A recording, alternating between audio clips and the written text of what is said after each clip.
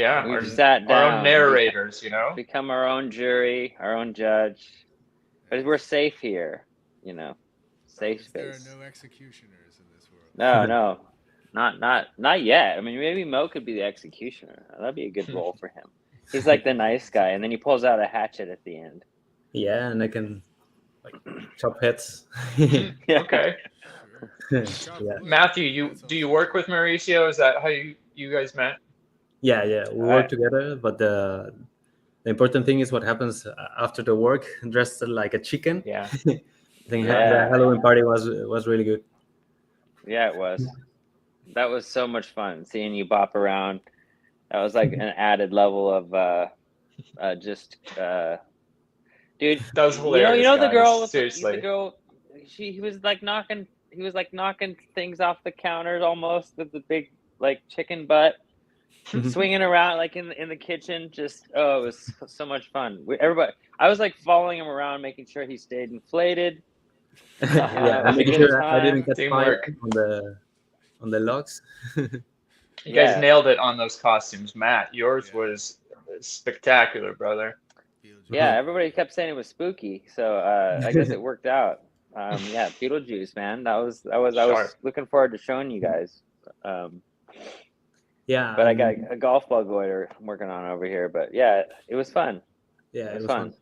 There's one picture of you with a mask above your head, and it looks really creepy. Yeah, next to nearby the fire. the fireplace. Mhm. Yeah, Yeah. that one Yeah, is the really guy that creepy. took that, he was like, "Dude, you were blowing on the fire, and I took this picture from above, and it looks like you have like a broken neck or something, Yeah, it looks like a from broken a neck. weird angle." Yeah, You guys looked like you were having a really good time. I was like, oh, good. They're not like just down with something. Are you guys good health wise? How are you guys feeling? So I'm out for the count right now. Yeah. but Yeah, you I have didn't been go. working right at home. Well, yesterday I worked a half day from home, but I went to the doctor today, got some antibiotics, so just started taking them today. That's so Yeah, are you interesting. feeling better?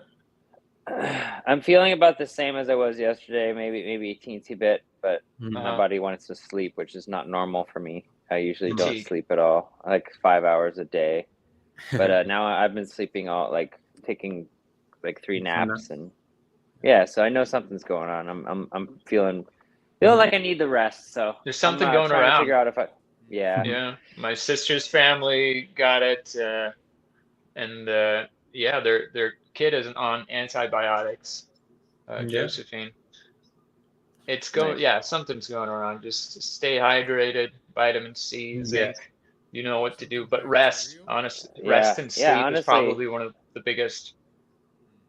Rest, dude. Yeah. Honestly, it's making me feel better more than anything. So. Yeah, and we shared I some. can't wait to get back to work. And nothing happened to me. Yeah. Maybe you catch it later or on another place.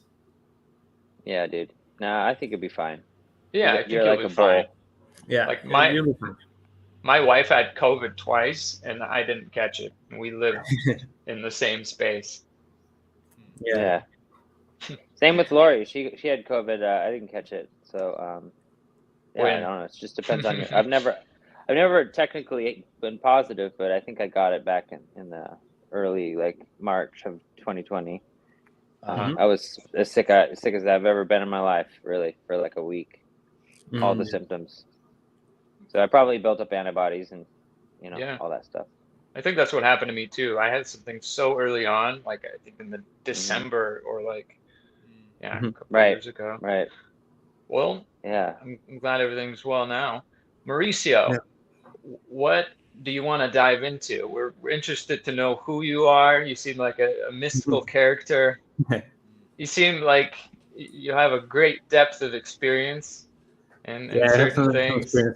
We want to know what makes you, like what's important to you. What do you see when you look at the horizon? Or, we want to like reach behind your ear over here and like undo the latch so that, like the clock face opens, everything. And we're like, look at the gears. Pull out a quarter, like, and it's not like we're not trying to interrogate you or dissect you in any way, shape, or form. we want to know what makes you tick, what motivates you, what inspires you. One of the things that we love to do is just like inspire each other through art, through various ways. Yeah. So what is your muse? What is your inspiration? Yeah, but one thing also, if you want to ask anything, I'm an open book. Whatever you want to know, also you can ask. I will not feel ashamed or anything. I can answer everything. Respect. Yeah. Thank you, sir. Yeah. So I want to start talking about my childhood, so you understand like where I'm coming from. Right. So like a brief autobiography. Yeah, a brief autobiography with a little bit more details to what I usually say on a job interview, but it's gonna be fun, I think. Yeah. So basically, I'm Mexican, so I was born in the state of Mexico, that is nearby Mexico City, and in there, like I was in like middle class family, normal, everything was fine. But since I was young, I was like hyperactive, and I was doing a lot of mess everywhere. So I was destroying stuff, hitting people. Yeah. Basically, impulsive, maybe? Like, were you impulsive? Not impulsive, because I always thought everything that I was doing, but I was just trying to have fun and do whatever I wanted to do. Yeah, nothing's changed pretty much. Yeah. Yeah, it hasn't changed that much. But basically, when I was younger, I was like doing a lot of stupid things. So, like for example, when I was in elementary school, like I was putting things on fire. I was at the end of school. I used to go with some of my friends, and for example, I put some wet toilet paper on like every place on the bathroom, on the professor's bathroom, and then like I was doing a lot of weird things, and I almost got expelled. But then my mother came to the doctor, well, to the principal's office, and started talking with them, and they call a psychologist, and then they wanted to treat me with, I don't know the name in English, but it was something that the guy that talked the last week mentioned. ADHD. Yeah. Attention deficit disorder. Yeah, attention deficit disorder. So like Ritalin or something. Yeah. So basically, I don't know if I have that, because we stopped like checking on that. And when were you diagnosed with that? How old were you? I think I was like 10 or 12, something like that. And I got diagnosed with that. But the thing is that my father didn't want them to give me any drug. So basically, they say, no, he's not taking any drug. He's only going to go to the psychologist, and then we're going to define what's best for him. And then I went with the psychologist, and she said that yeah, I was a little bit different, and I like to do stuff, but I was doing good in school. So because of that, they didn't expel me from school, because basically I was like representing the school in some competitions in math. And since I won like some competitions from my state and everything, they didn't expel me at that moment. So then I still kept doing like these kind of things, but I tried to do it outside the school. So things that happen, for example, is I was on a party. Those parties where you are like 12, 13. We were with the parents of everyone and everything, and I was with some of my friends, and we were taking poop from the park and throwing it to the people that were inside of the party.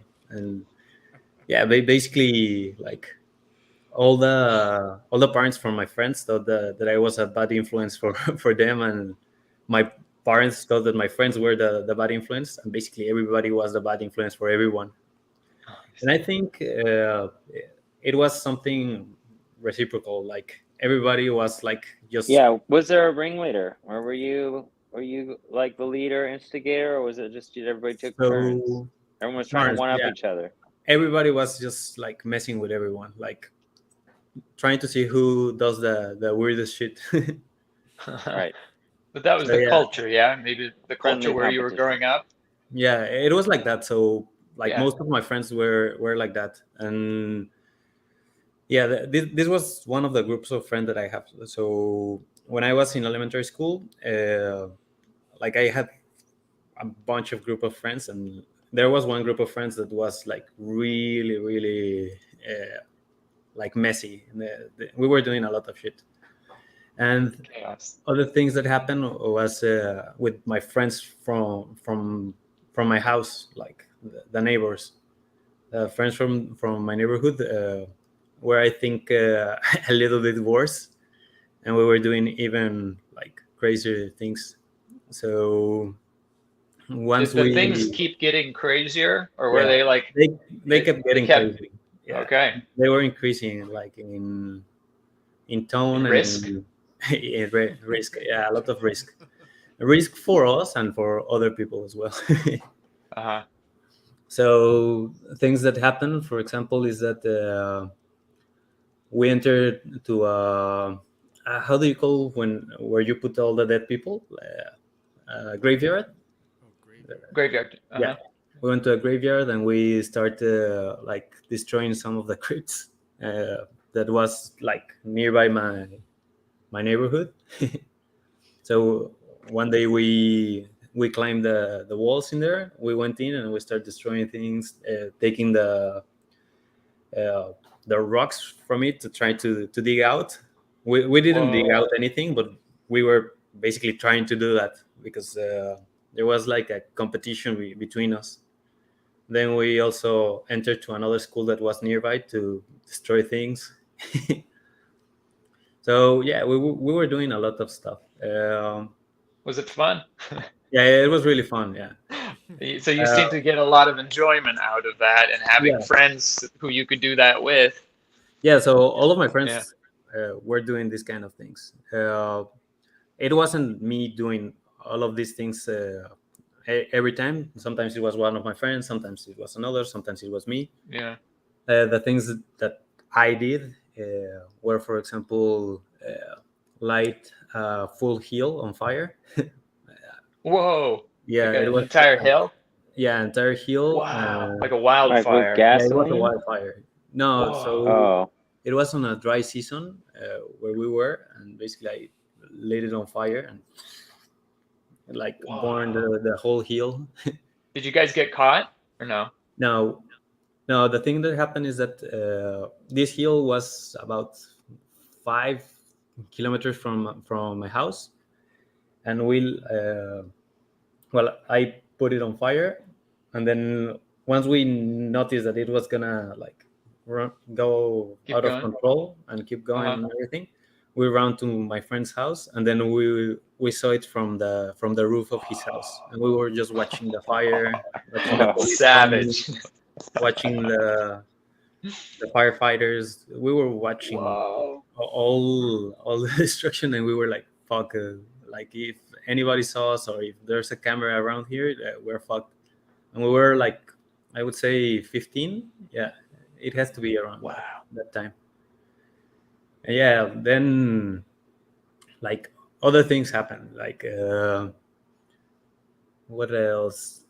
Other thing that I did was I entered to like a police station in like around my neighborhood. So in Mexico and around my house, we have like control towers from the police where they gather some police and then they do rounds around that area. So basically, we noticed that none of the police was there at that time, and I entered there because I have some picking abilities. Wow. Yeah, I learned a little. So what I did was enter there, and then we bought a lot of fireworks, and we destroyed the toilets from the police station. with fireworks. Like it was one of these massive fireworks, the ones that Wow. That Like the actually M80? explode? yeah, Oh my actually, gosh. It blow up it the was toilet? dynamite. Was it an in and out type of a thing, or Yeah. did you guys stay there and like took your time destroying No, all these toilets? no. So we came in and like we planned it a little bit like beforehand. Yeah. Like we knew that they weren't there at that particular time. How many guys with you? Three. So it was Okay. me and another three. So it was one of my best friends that then moved a little bit away from us.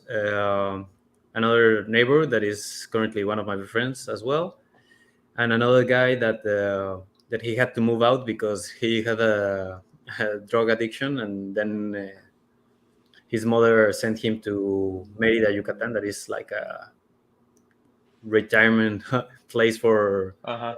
for old people. So they sent him there, and like I haven't heard about him in a long time. Yeah, but I know that he's fine. He posted some pictures on Facebook like That's good. 2 years ago, so I think he's fine. But So yeah, we were doing keep walking us through it. You guys kind of just did this. You guys vandalized the police station and got away with it. Yeah, we got away with it.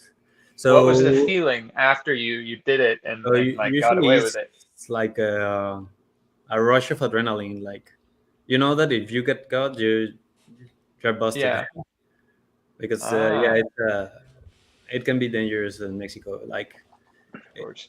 it can be like in here that sometimes the police don't control their measures, and they can like beat you, they can shoot Yeah, you. so they're pretty corrupt there. So Yeah, also that's like it's fucking true. with the bull right there. And Wow. usually also if you mess up with the grown people, instead of like getting caught by the police, maybe this police is part of the, I don't know, a cartel or something, and they can like take you or something like Oh. that. So Hmm. yeah, we didn't thought about that at that moment. It was just like do crazy shit, have fun, and enjoy. But So yeah, you had told me that when you went to school, so there must have been a turning point where you decided to buckle down and get serious a little bit. yeah, like on school, I have always gotten really good grades.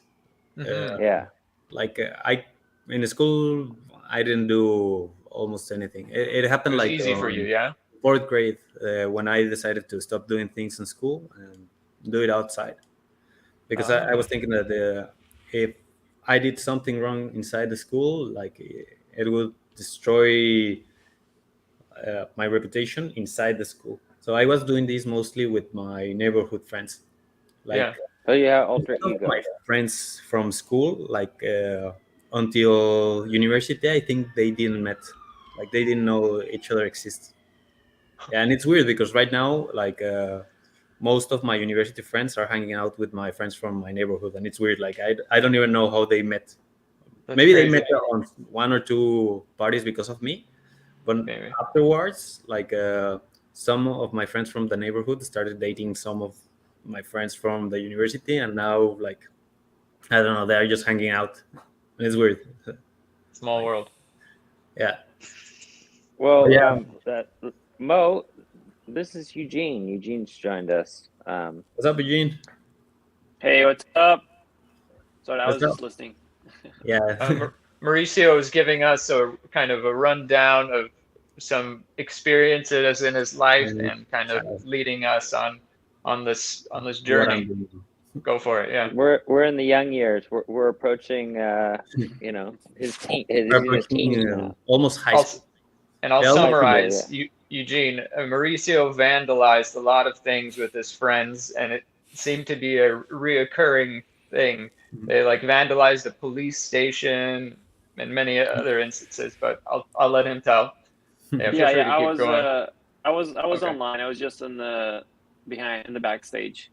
I heard most Oh, of it. okay, cool. Okay. I Parcel, do want to construction add property. something I want to add something really quick before we move on. You actually remind me. Your story reminded me of something that I watched recently. I don't know if you guys heard of Woodstock '99. That was when they put the things on fire, or hell broke loose. Yeah. Yes, hell broke loose, and it was like, just like anarchy. Yeah, exactly. And then, I mean, obviously, you guys should. I don't know if you guys want to watch. There's that documentary on Netflix, but something that stuck in my mind was they interviewed the kids, and the kids loved it because they were saying like they could just do whatever they want.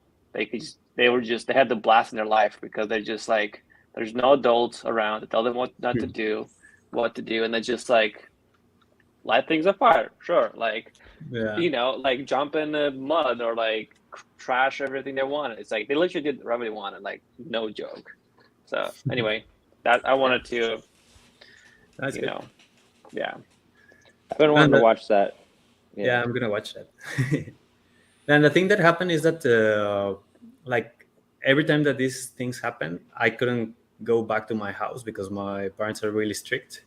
So I was going with my friends. So I'm that kind of guy that needs to go back to his parents' house at 9, at 10. So that was how I was living. So I was doing this at I don't know, at 5, 6 p.m. and then I was going back to my friend's house just to relax, let things like be a little bit more quiet, and then I was coming back. Do you have any brothers and sisters?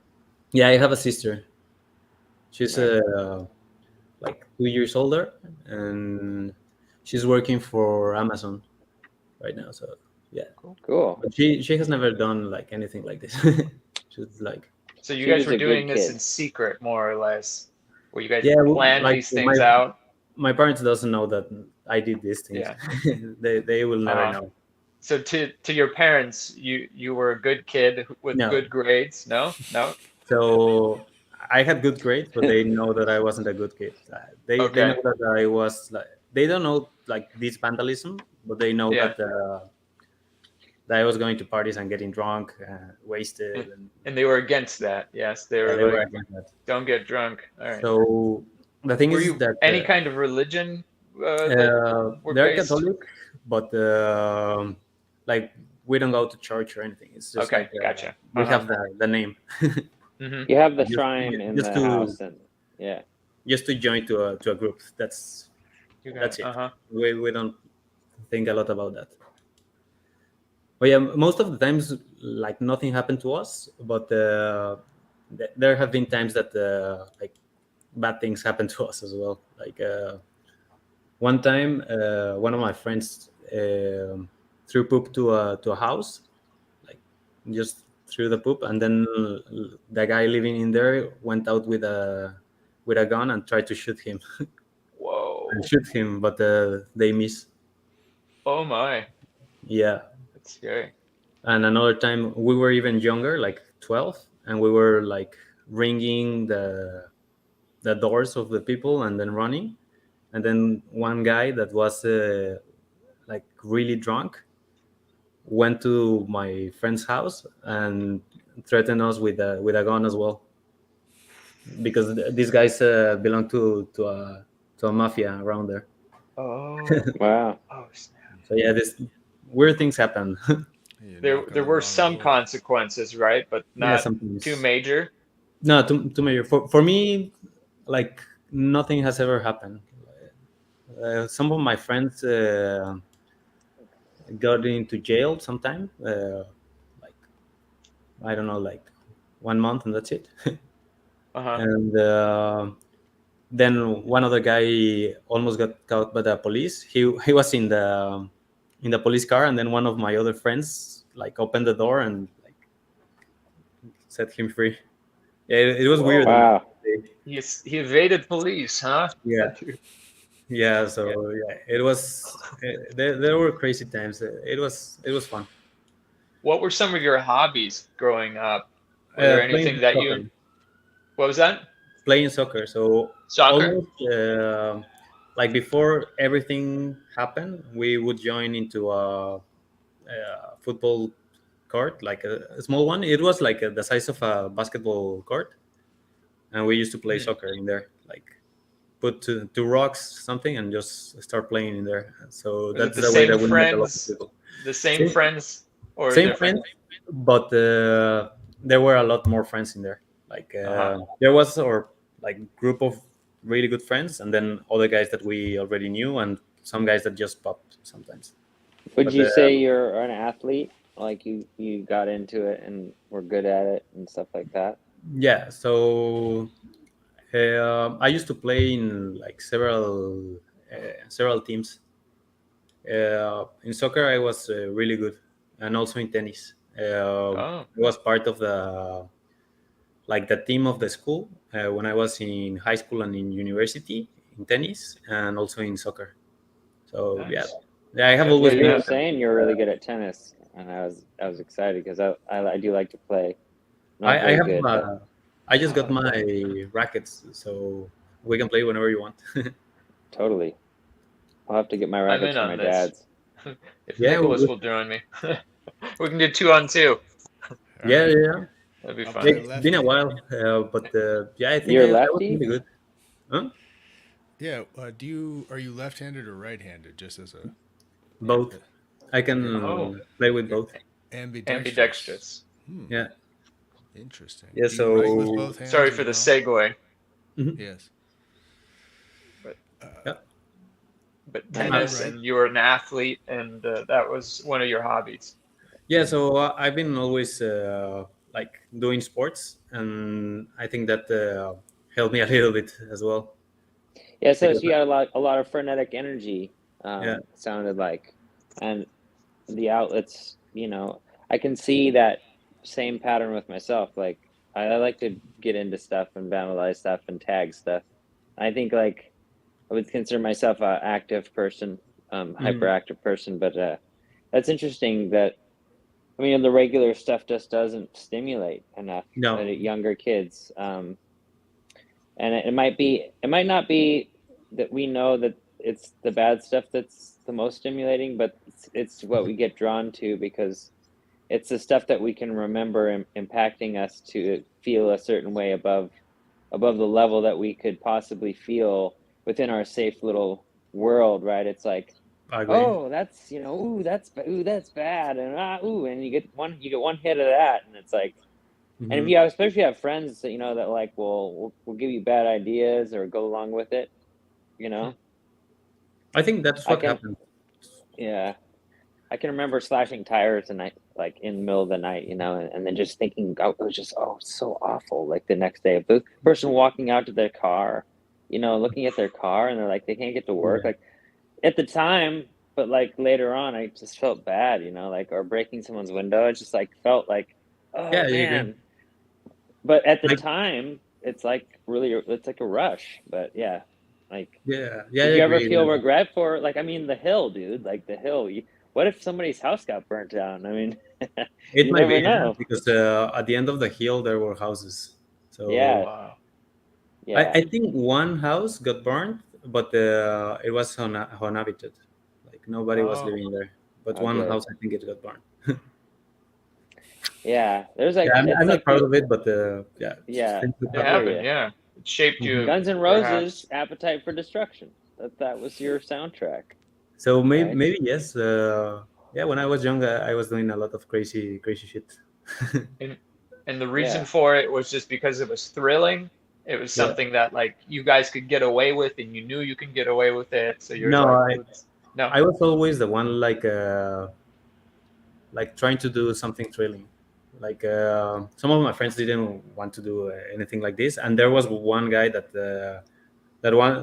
guy that need to go to rehab and to go to I don't know how you call it in here when you are confined and you cannot go out.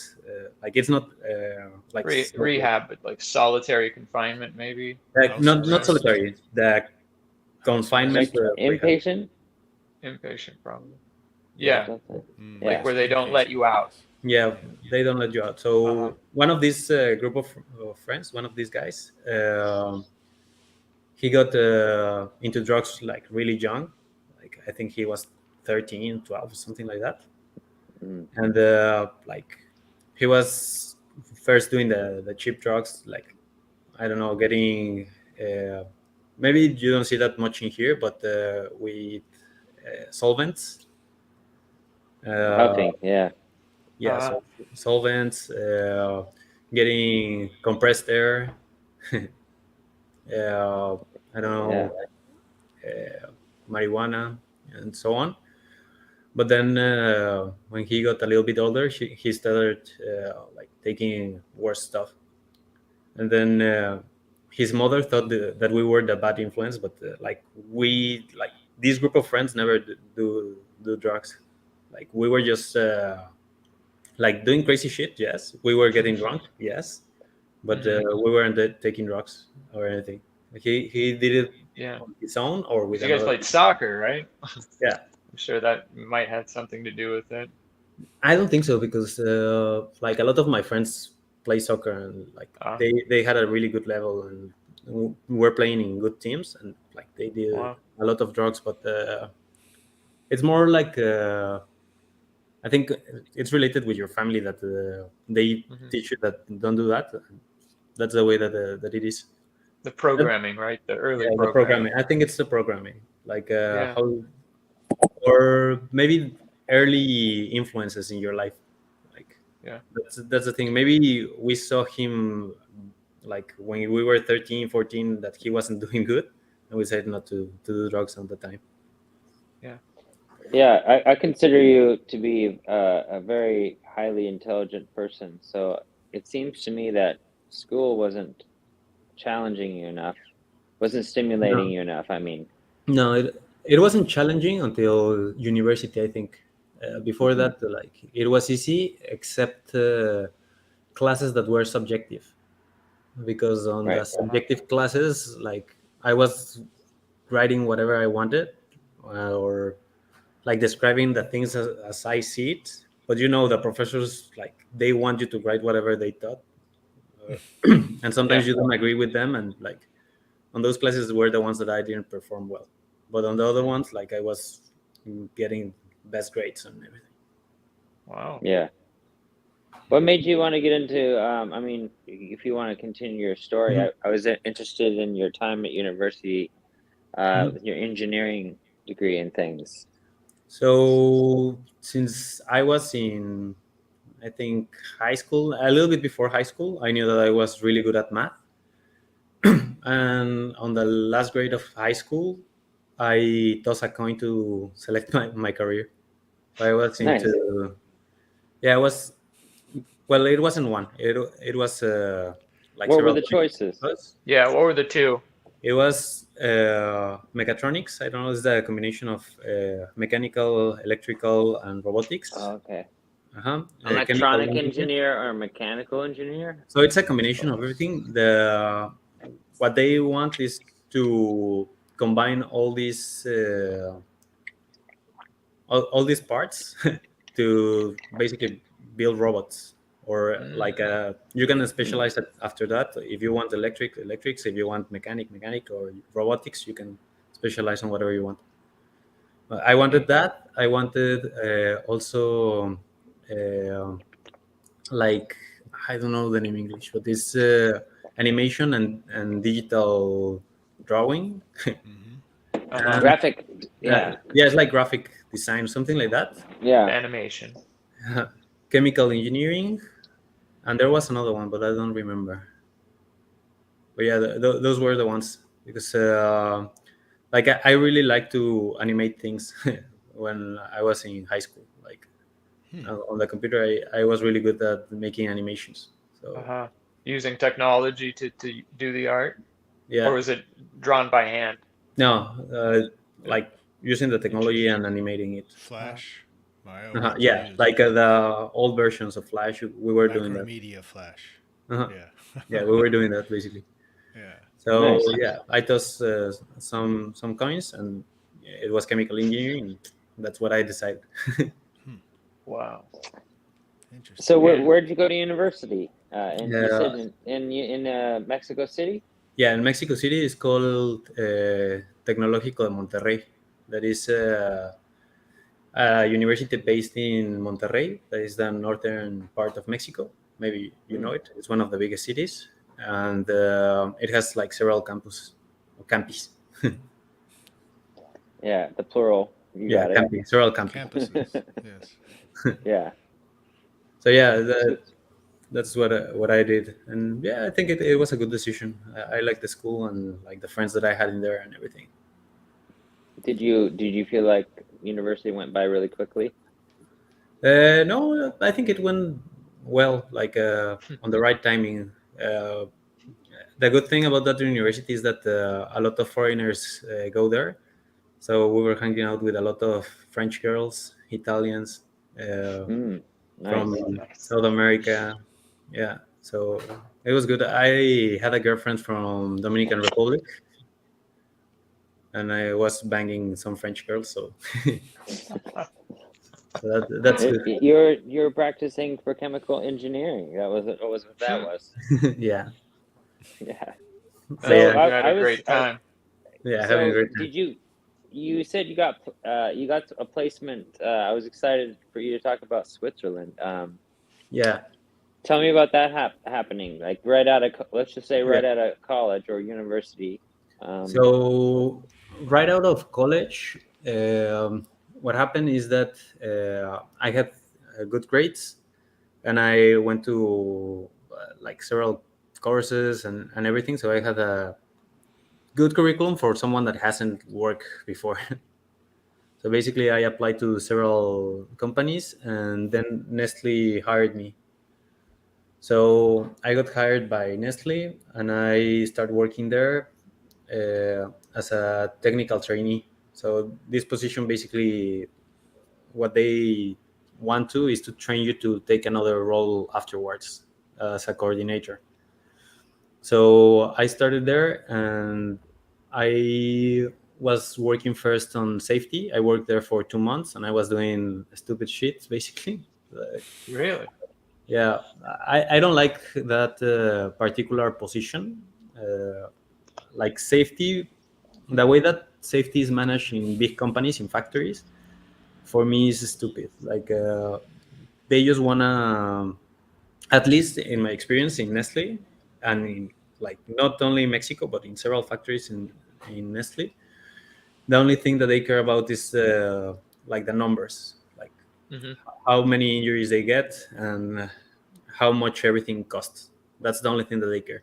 Right. And fixing stuff is like this kind of just like, tell me about it, but don't fix the problem, you know? Yeah.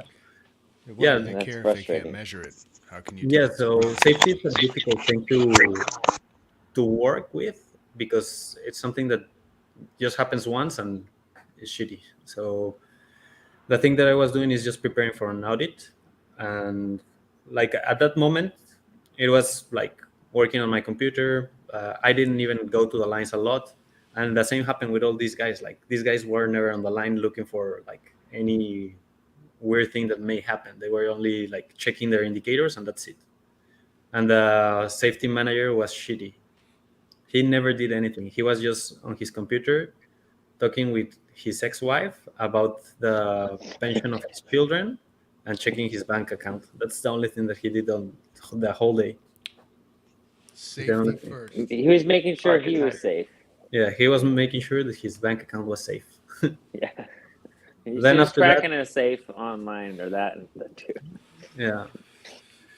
Then after that, I moved to quality, and in quality, it was similar, but there were some people that was focusing on the quality. Like it was a department of about 12 people, and I think that two of them actually cared about what was happening, like the manager and another guy. The other guys like were just the same, looking for their indicators and not doing anything about it. Like it seems like a corporate pattern, you know, when it happens in a lot of companies, most companies I would say, where they have a structure and everybody has like a bottom line, and everybody has a higher up. So what were your thoughts on being in that kind of a system? Did you feel like you were trapped? Did you not like to be at the kind of told what to do? I was new. Like I had 6 months of experience. Like for me, that was work. Like I didn't even heard about the real problems that were happening. I was just like But you had to been stoked, man, because it's fucking Switzerland, man. No, but I mean, I'm talking about Mexico right now. I have to go there. I have to build this. Yeah. Yes. So Nestle was in Mexico. Yeah, Nestle's in Mexico, and then I moved to Switzerland. And then you got transferred. That's awesome. Yeah. Like it would be really difficult to get one guy directly to Switzerland without even working. Yeah. From Mexico. If you're Swiss, like obviously you can go to Switzerland. Sorry to jump around, but the coffee thing, that was before or after? Or was this later? It was coffee, and from coffee I moved to Switzerland, and then from Switzerland I moved everywhere. Okay, gotcha. Yeah. And you were telling me about the coffee part where you would sample like the almost like anhydrous, like the pure caffeine thing. No, you're gonna taste pure caffeine. The pure caffeine would kill you. Yeah, it was like the pure shot of pure shot of so the Tabasco sauce is made by the concentrate of Tabasco chili. So we had that for one of the products that we made on that factory, and I was a taster for those. So since I was in quality, I had access to the place where they store all of these, and I was taking some of the samples to give it to my friends, like hidden. I was pouring this into their food. Yeah, but this is way hotter than like normal sauce. If you have tried like regular sauce by itself, it's hot. But if you have the concentrate, then that destroys your stomach. Yeah. Wow. And we eat that every day, man. We're like hot sauces. We enjoy hot sauce. Champions. Yeah, I make hot sauce. I made one last week, and I gave it. Have you tried it, Matthew? Maybe no, not. I haven't. Here. What peppers did you use? So I use some that are called chile de árbol. That is basically tree chili. But in my house, I have habaneros, and I have one that is called chile de árbol as well, and another one that is chiltepín.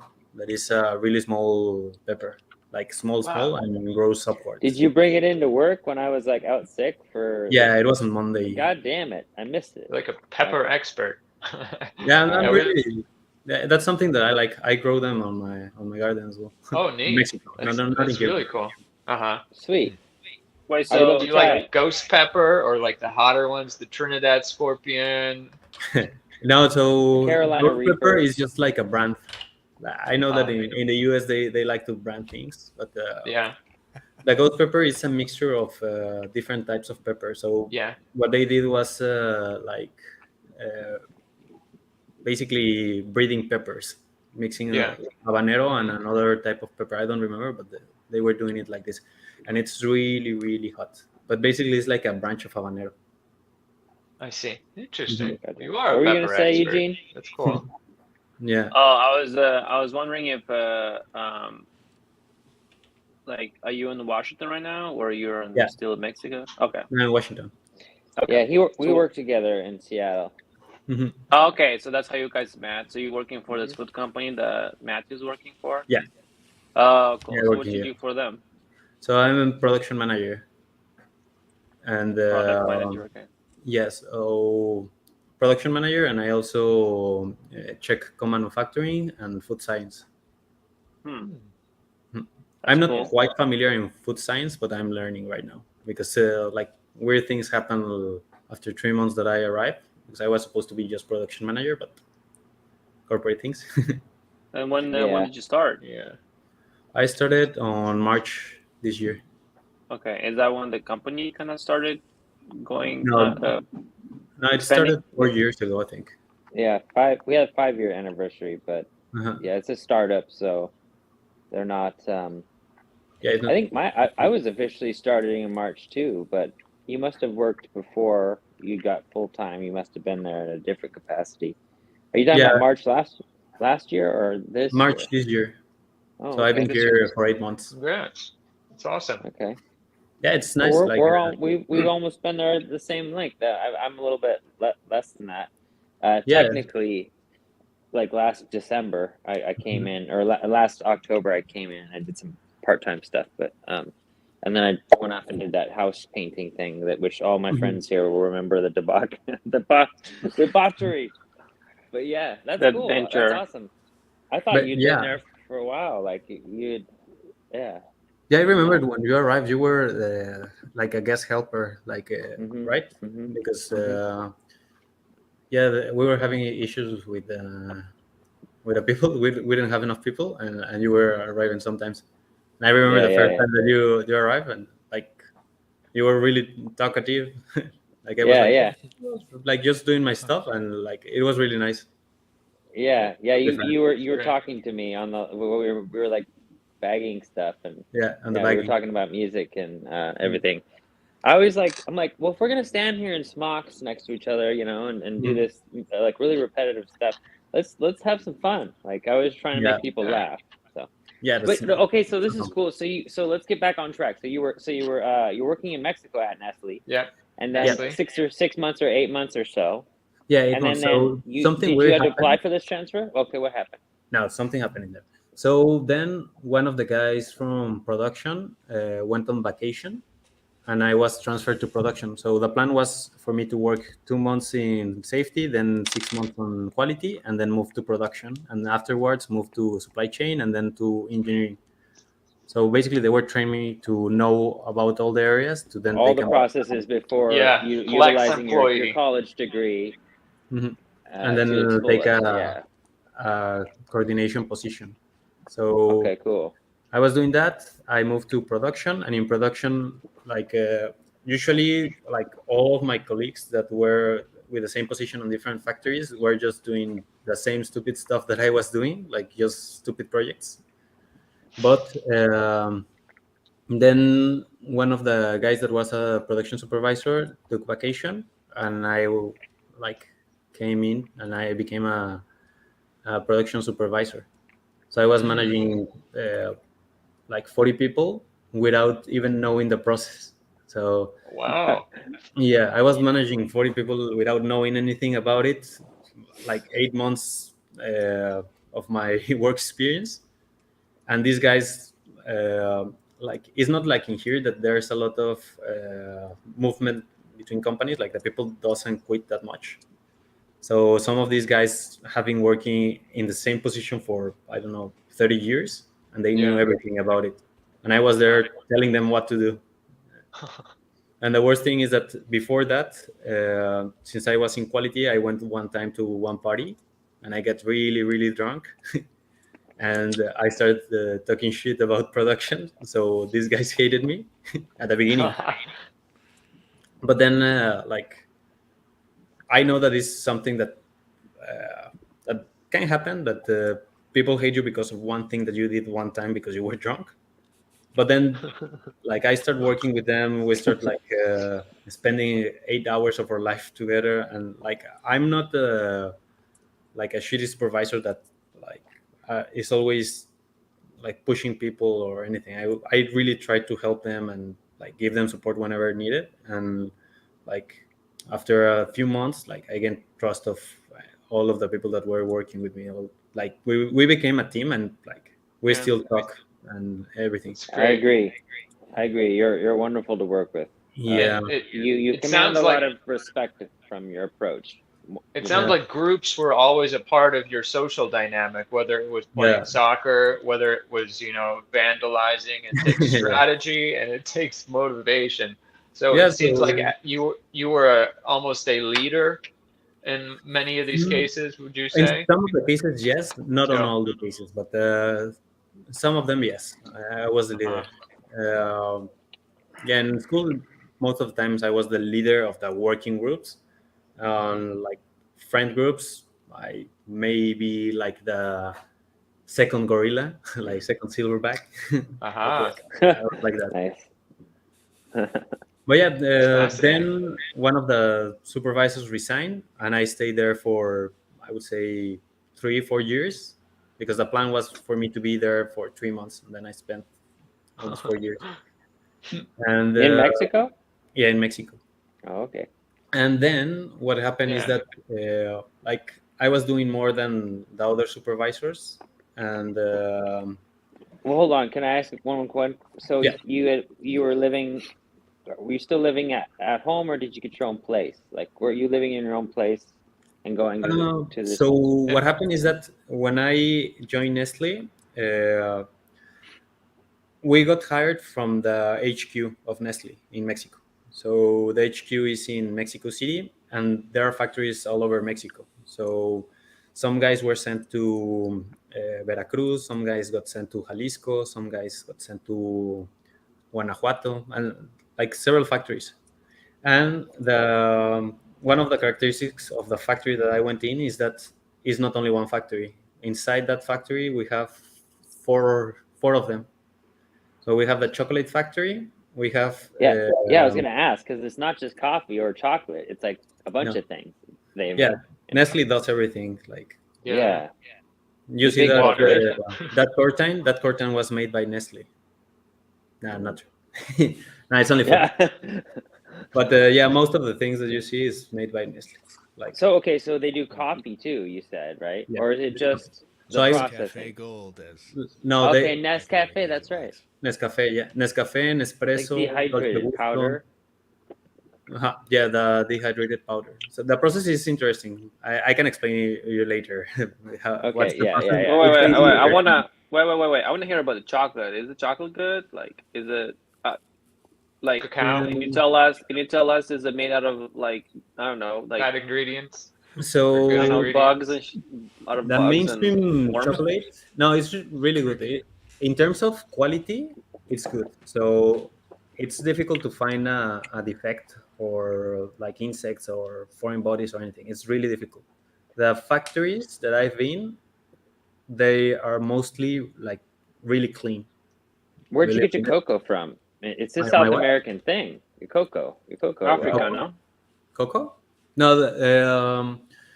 the thing, there are sources from everywhere. Like, if they source it from one place, that place would run out of things because they produce so much. So for example, kind of like all over. The cocoa is brought from Thailand, from South America, from Mexico.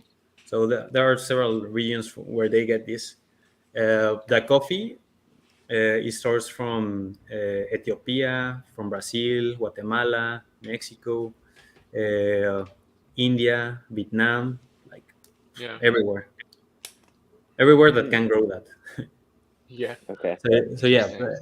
But so what happened? So what happened is that I moved with one of my roomies because, as I told you, like all of the guys that were hired from HQ of Nestle were sent to different factories, and I was sent to the coffee factory, and my friend was sent to the chocolate factory. So since we were basically the chocolate factory, he was on the chocolate factory and I was on the coffee factory. So Wonka. Yeah. So they do Crunch. I don't know if you heard about it. And, yes. The other ones, I think you don't know the brands, but this kind of chocolate. And if you're talking about the ingredients, it's basically sugar. Mostly sugar. It's sugar and milk. It's not even real milk. It's like powdered milk, right? It's not powdered milk. Depending. There are ones that there's real milk, and some of them is skim milk. Oh, okay. Milk powder. And also there are some, I don't know the name in English, but it's like suero. I don't know how to call it. Suero de leche. Yeah. So I mean, as a product manager for this company you work for, obviously, you probably have a better insight of like why the big corporations go with certain ingredients than others, like powdered milk or like specific amount of sugar in the chocolate, like how much of sugar that should be, how much should be sugar, how much should be fat, how much should be like, I don't know, cocoa, whatever. Yeah, I'd imagine if it was already powdered or dehydrated, it would be easier to store, easier to manage the waste. There are several aspects in this. They do consumer analysis, then they do sourcing analysis, then they have the storage analysis to see if they can store it for the period of time. Then the technology that you need to process it. If you change your process from milk to powder, it's gonna cost you. So you have to define what you can do and how much you want to invest to do your process, and if you can source that ingredient, and if the people is gonna like it. So there are several areas working in this together. So the issue here is just scale. The scale being so huge, it's just it's so expensive to like even like upgrade something or change just even a small ingredient will just millions mess of up. dollars. Millions of dollars. It kind of makes sense that we like all. I mean, there's a reason why certain foods have certain ingredients in them, like even like preservatives. But at the same time, it's like, is this good for us? Like for us to consume like every day? Like I don't know. I'm gonna tell you, mostly everything is like perfectly fine.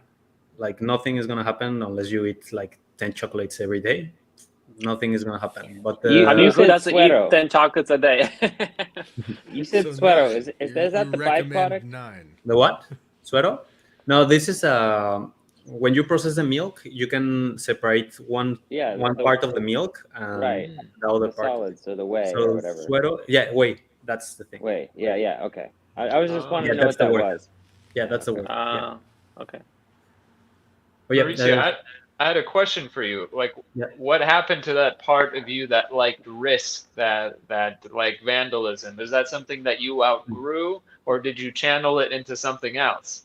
I still do some stuff, but on places that I know that you should have seen him cut a rug in a fucking chicken suit. I mean, talk about risky. He can't even see out of that thing. Underneath a black light, I sent you the video. I'm like, I can't see. You couldn't see me, but that's a risk right there. I guess you could hide. I mean, there's no risk of being embarrassed, but that's like I don't care about being embarrassed. Like I can do, like what people think about me is like not important. But I won't do anything like risky here in the U.S. because I know that if I do something, they're gonna deport me, or I can go to jail, or maybe we have police that can shoot Mexicans as well. So I prefer not to do anything. I confirm nor deny, buddy.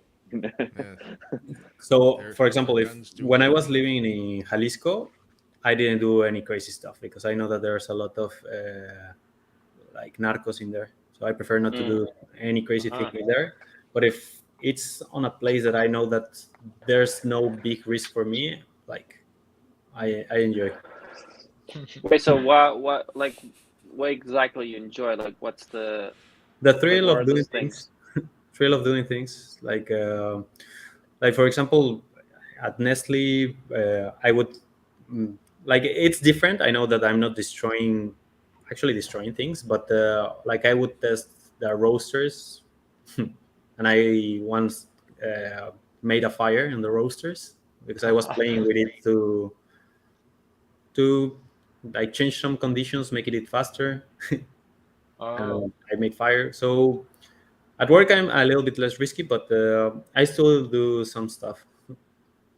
It sounds like you need like a hobby like parkour or like a mountain biking shit that you can just go and like flip around and run through trees and you would be good at it. All right, you got parkour. That would be fun. Yeah, I broke my arm doing mountain bike like 1.5 years ago. So you've kind of channeling it into biking and any other hobbies that you really enjoy that. So one of the reasons that I came here is because I want to ski. So ski. I want to ski too. Yeah. I don't know how to ski. Wait, so you've never skied before? I have skied 3 times in my life, but I'm not that bad, I think. So I can do some blue greens, and I have only been 3 days in my life, so I'm not that bad. What does that sounds mean? like a good outlet of skiing. Difficulty. Very confident. Blue green. Yeah, that's the grade, right? There's green, it's easy, and then blue.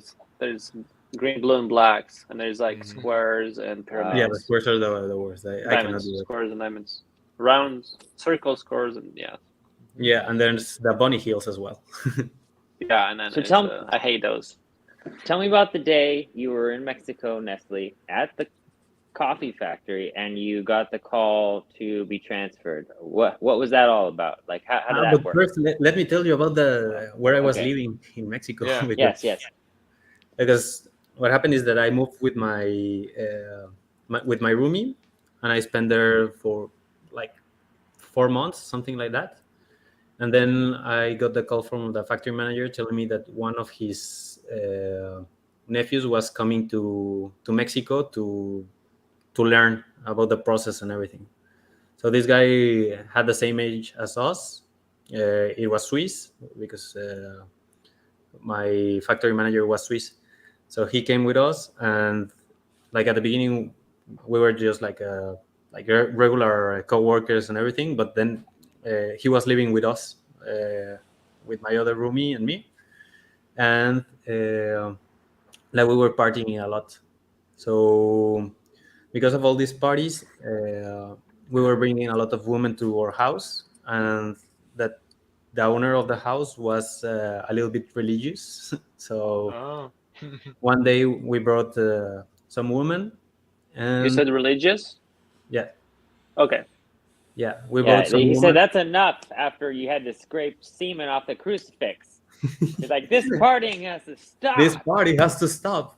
Yeah. So basically, one day we partied a lot. We brought some women.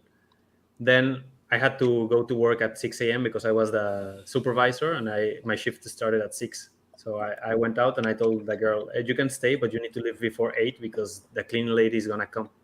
And then this girl obviously was hangover. I don't know. She didn't leave at 8, and the clean lady just entered my room and saw this girl naked in there. So she told the owner of the house, and they kicked me out of the house. So why did you tell that was your sister sleeping over? Yeah, I could have done that, but is that worse? I don't know. Is that it worse? might have worked. Now that I think it might have worked. It's your sister. When in doubt. It could have worked. Yeah. Yeah. But yeah, then I got kicked out. Oh, I'm sorry. I'm sorry about that. Your sister was naked in your room. Okay, that makes sense. My sister was naked in my room, and I was there. And I told her, "You have to leave before 8." Not an issue at all. No issue. No. If it was a girl, she's my sister. She's 18. She can be naked. She can be naked if she wants. Like she's coming out of the shower, it's fine. Why the clean lady didn't knock the door? That's the issue. No privacy in here. No. You should at least knock on the door or something. What's going on? That's what I'm saying. Now the thing is that this girl was just hangover laying on my bed. But yeah, then they kicked me out, and I had to find somewhere to stay like in 6 days, something like that. Whoa. Yeah, she was like in Mexico. You don't have like a good contract, so they used to go away. So they gave me 6 days, and I found like a whorehouse, something like that, and I spent 1 year living in there, like a place where the horse. Whoa! Did it have a name, like the brothel or something? So it wasn't a brothel. It was a place where the whore stayed after working, basically. So I was living with them. They were. Did you bring your sister with you? Yeah. Now the sister was a regular girl from that city. Like she was a normal girl that we met on a bar. But yeah, I was living there for 1 year. How did it go? Did you enjoy it? Yeah, I enjoyed it. Were they good roommates? Yeah, they were really good. So there was nothing sexual. Well, there was, but there was like nothing sexual regularly. It was mainly me just arriving from work. They were cooking, like living normal life. They just worked and have sex with people. So what was the rent? Did you had to be a fluffer? Like, how did you pay for that? Like, I had to pay. Let me think. $100 per month. Wow. Well, that's. I mean, well. The rent in Mexico is cheap, really cheap. But how much you get paid for working at Nestle? So in Mexico, the wages are way lower. So I was getting paid like $1,300 per month. It's not bad. That's a lot for Mexico. That's a lot. For Mexico, it's really good. For Mexico, it's good. I'm gonna tell you. But I wasn't spending that much, and I could have moved, but I was like close to the factory. I was enjoying. I didn't have to cook. So are you pretty much making close to what people make in the United States, but they pay $1,000 for rent here? You're paying $100 rent, so that's a huge difference. Yeah, and you got the fluff. I mean, you got to be around the, and the food is way cheaper in there, so you can get a full meal for I would say $2. Full meal with water, with food, like whatever you want for $2. It's way cheaper. So moving back to Mexico, I was earning really good. So at that time, like I was earning more than I think like 70% of Mexicans, and it was my second year at work. Wait, so while were you living in the what were you called it? The whorehouse. Yeah. So I was living in there because it was close to the factory, and I wasn't like even like doing so much on my house. I was going to the factory, then going to the gym, then hanging out with my friends, and just go to sleep. So you didn't really want anything nice, or because for you it's not worth it. It's like just wasting. Yeah, it wasn't worth it. Money. And I didn't even had things. I didn't have a TV or anything for me. So in that place, I had my TV. I had my bed and everything. So I didn't need to move, and like I was having fun. Like I didn't need to move, and I always analyze things and like realize what are the benefits and the pros and cons. The only con that I saw is that my family couldn't come to visit me, and that's it. Yeah. Like aside from that, if I wanted to bring someone, if it's my friend, they wouldn't care. Yeah. And if it's a lady, I could like take her somewhere like better, like I don't know, to a bar, to a museum, to like a mall, something like that. And were your parents proud of you? I mean, that's a pretty good job. That's a pretty good start. Yeah. I mean, you took what you did at university and put it to use. You didn't, run and get strung out with the horrors. You didn't get into heroin and all that. I mean, not yet. We haven't got farther in the story, but I mean.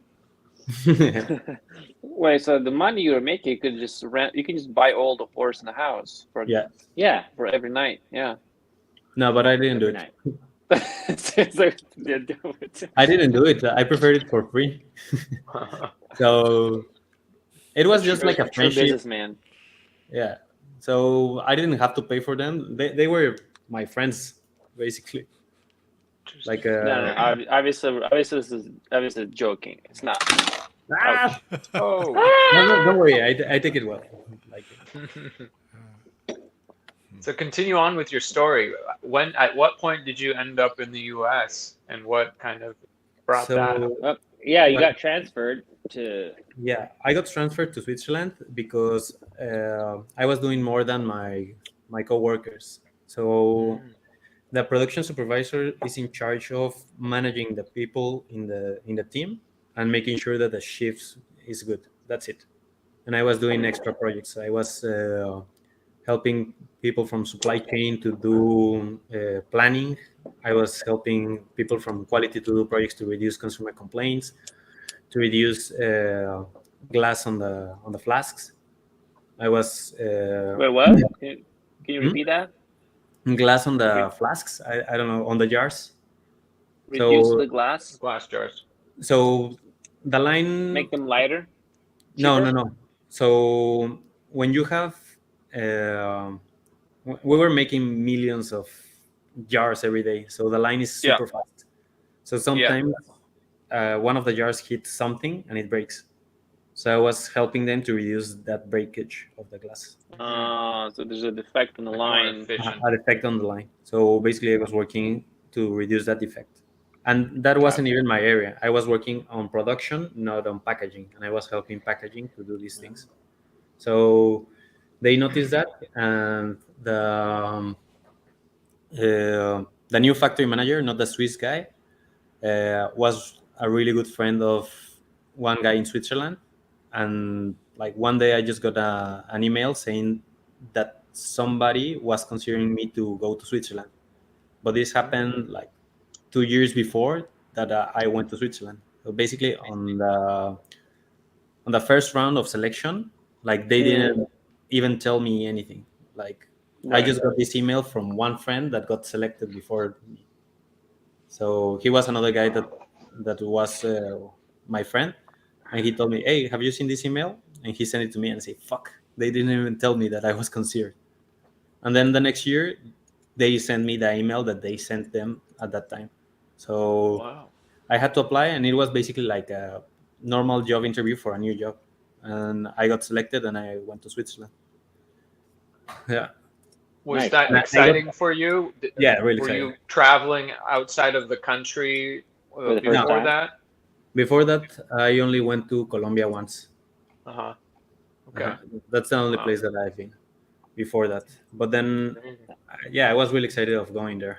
That must have been like a culture shock in a way, right? For sure. Yeah, it's a lot of cultural change in there. So all the streets are clean, everything is on time, everything is boring. Yeah, it's not the Gotta be Swiss clock, man. Yeah. Now the thing is that it's really different. Once you live there, like you become bored about it. Like it's not like if you've been to Latin America, you'll see that there's chaos everywhere, and I like that feeling of something interesting is gonna happen. But in Switzerland, everything is like everyone is on time. You go no stray animals. To the bus, like nothing happens. Everything is like regular. Not enough whorehouses in Switzerland. No, there are whorehouses in Switzerland, but every time we say whorehouse, his phone drops. So let's every time. You gotta stop saying. Or it's his trigger. It's his trigger word. Does your phone have a safe word? Yeah, that's your safe word. Oh god. So yeah, I went there and like it was really good because I went on a time where we had a lot of festivals. So cool. There was the Montreux Jazz Festival. We had one festival that happens only like every 30 years in Switzerland. So 30. I went there and it was like amazing. What kind of festival was it? Music festival? Montreux? Music festival for the jazz. It was in Montreux. And the other one, it's in Vevey, and it's the Wine and Cheese Festival, something like that. And it was like a really good party in there. Yeah, I enjoyed it. The acts you saw at Montreux? Sorry? Do you remember any of the acts you saw at Montreux? So, no, I don't remember. The names were in French, and like I have bad memory with French words. Was it easy to make friends in Switzerland? Yes. The thing is that all my team was foreigner. So there were guys from South Africa, from other parts of Europe, from Thailand, Vietnam. Yeah. There were other Mexicans from the US as well. So like everyone in there like became really good friends. It sounds like there's like almost a corporate culture there, right? I mean, or just in the company overall. And what was it like to be in that? Was it okay for you? Headquarters of Nestle Global. So, like and you were showing me pictures. They were doing remodeling at the time of the original building. From when did you say that they were founded? I found this very interesting. Yeah, they were founded like in the 1900s. Yeah, and they were making like milk only, and then they decided to grow and grow and grow and grow, and do what they are doing now. Interesting. Just milk. Yeah, so like milk. Dairy. It was just like dairy. Yeah. So the thing that started the business in there was making infant formula with milk. That's right. Yeah, infant formula. That's right. Yeah. So at that moment, infant formula didn't exist, and like it was a shock that the mothers that couldn't breastfeed their kids could like feed them. Right. And like they made a lot of technology. For example, the soluble coffee technology was made by Nestle as well. Oh. Yeah. Okay. Somewhere So things the dehydrated stuff, like yeah, it was made by them because it's a complex process. Yeah, really complex. Yeah. I bet it is. So that it actually tastes like coffee when it's done. I mean, otherwise it'd be like there's a formula to it. If you Pretty take scientific. out certain parts of the process, or if you mess up with some conditions, it doesn't taste like coffee. It's just like a hot stew. It is really bad. Yeah. It has to be perfect, right? Not perfect. You have room for adjustments, and also you can change the flavor on like downstream processes if something goes bad. But there's a limit on what you can do. Because that was my job at the end, like checking the process condition and adjusting to make everything perfect and avoid stoppages. But it was some days really physical job. Like we had spray dryers that were like 100 feet tall, and like if that thing clogged in 5 minutes, you have 30 feet of coffee inside of a drum. That it takes you like 20 hours to unclog. Whoa. Yeah. So the technicians were really good on that. 18 hours just with sticks and hammers, just taking out the coffee. Wow. It's not like the soluble coffee. Have you seen how the coffee looks if it's wet? Like if you, like it's like cement. It's like cement. But the thing is that it's also like gum. So it's a mixture of cement, sticky, like covered with gum, and then another block of cement, more gum. So you hit it hard, and then the stick goes into it. And you take it out, and you just take like a chunk of sticky coffee in there. And, like it's really difficult to take out. Like hours and hours. So did you get like overtime when you would like have to? Because this was an emergency, right? Or no, because I wasn't hourly. I was the supervisor. Salary, It sounds like you were a problem solver and that you were very flexible, and they used you as like a flex employee in different areas, wherever. And did you enjoy that like hyperactivity? Was it challenging for you in a good way? Yeah, it was challenging. Like knowing the process, understanding it is really difficult. There's guys that have been there for more time than me, and they don't understand like how it works right now.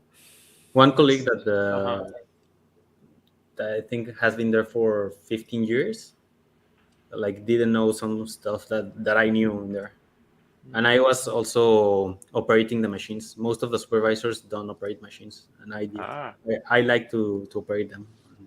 It sounds like you're like a system thinker, like you understand systems well. Would you say that's fair? Yeah, that's what I do. Yeah, I think that's like my main thing, like understanding how the process works. That's a resonance signature I feel like I have with you, because like I love to not think that I have a job title when I work somewhere. I'm like, oh, this needs to be done? Okay. And then I go, I'll help you. What does that do? What's this thing? What's that do? And then, I find myself doing all this weird stuff. Like me and you, sometimes at work, we're doing something completely different from what we're normally supposed to be doing. But I just love that. Like, I also love that, but Richa doesn't like that. Sorry for including Richa doesn't like that. No, she doesn't. No. She hates that I am like this. Is that your boss? Yeah, it's my boss. Nice. We all like our bosses. It's okay. How did you get to the U.S.? So you were in Switzerland, and then how did you come over here? So in Switzerland, what happened is that it was a 2-year mission, and it was a mission, and mission to unclog. Yeah. With the sticks. With my axe. Crowbars. Yeah. So basically, after 2 years in there, there's an agreement with the Mexican market, or the market that you work, or the country that you work, that you have to return there. And the good thing of that agreement is that when you come back, they give you a good position. So I came back, and it was... You completed the mission. Yeah, I completed the mission. Mission complete. Mission accomplished. No, it wasn't Mission Impossible, but it was pretty close. It's mission complete for mental stuff. Oh yeah. Then they gave me the position that I wanted. Basically, I wanted to be production manager in the coffee factory that they were building. But the new one, the new facility. Yeah, a new facility, everything brand new. So everything was like supposed to be perfect. Nothing to break. Yeah. So it was good, but then like 1 month before I arrived, the factory was on fire and it got destroyed. Oh no. Yeah, but only one You and your section. friends? No, I'm just kidding. No, maybe they were. Your friends. It was in a different city. Call back. No, Maybe it was karma for all the things that you burnt down. Maybe, I don't know. Hey, But it was I in my like area, that. so nothing happened. Now what happened is that these guys that designed the machine forgot to install. Maybe didn't forgot. They did. They just wanted to save some money, and they didn't install a safety system on one of the freeze dryers. Oh wow. So that's what they say, and they haven't like released the official statement, but that's what happened. One of my friends that is like doing the investigation like knew that. But if you say that, the insurance is not gonna pay Nestle. So. It was one of your buddies. It was one of your buddies from childhood, man. Maybe it could be. Came back. He's just trying to get you back on the gang, man. Trying to pull you out of the good life. Get you back. Yeah. Was there a lot of politics in kind of where you were working, or was it just kind of you do the a little work bit of politics? So was it a corporate kind of a thing? Yes and no. So I became production manager in there, and I was in charge of a factory that was going to be beside the factory that burned. So in fact, it wasn't my factory, the one that was affected, but the reputation of the whole factory was affected. So that was an issue. And also the project that I joined, that was basically to build a factory from scratch, had a lot of pressure because we were already delayed because of the fire. Like we got delayed for 3 months, and then afterwards, like any project, it got delayed. Imagine the bridge. It happened the same. We got delayed for at least, I would say, 4 months. So everybody was like pushing really hard, and I was involved in all the technical and also financial discussions. Wow. And they were shitty. Like the thing that happened is that the people from the US thought that making a factory in Mexico would be cheaper. And in fact, it's gonna be cheaper because the labor is cheaper. Like obviously, it's way cheaper. But the guy that made this analysis, or the guys that made this analysis, didn't consider that people need to go to their homes after working 8 hours, and they didn't consider that all the lines need to be cleaned. They need a changeovers. They need to do stuff to make the line run. So basically, they were telling me that I would have 6 operators to run a whole factory for the 3 shifts.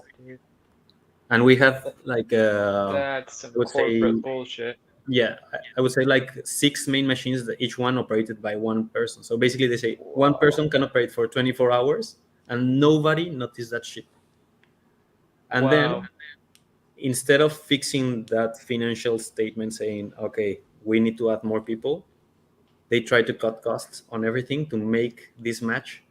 And you know what's the issue? That Mexicans try always to make the people from the US happy. Like, even if it's not possible, they say, yes, we can do it. We will do it. Yeah, let's do it. Interesting. That's an interesting quality. It's an people pleasing almost. People pleasing the US. And this is something real. Like, like if you ask my father or my mother, they will say, oh, the US is the best place ever. I don't know. It has like a lot of good things, but also bad things. And like every other place. And so this is what happened. And they didn't want me to have supervisors. So the other thing is I had to be there 24 hours or on the phone 24 hours. The other thing, I didn't have a maintenance planner. So I had to do the maintenance planning. I didn't have like a dedicated administrative support. So I was going to be in charge of the material variance, of the labor, of everything. because they thought that only 6 operators and me would do the job of a whole factory. And then when I started telling them, we need more people, we need more of this, they started cutting costs on other things.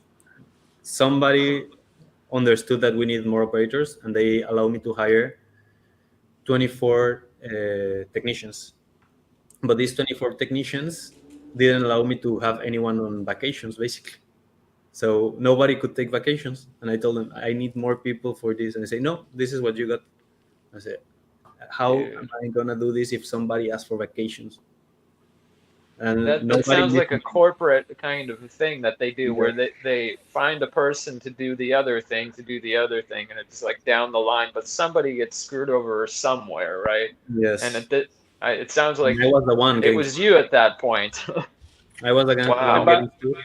How did you manage that? They know that I will do my best to do everything. And like for the first month, I did.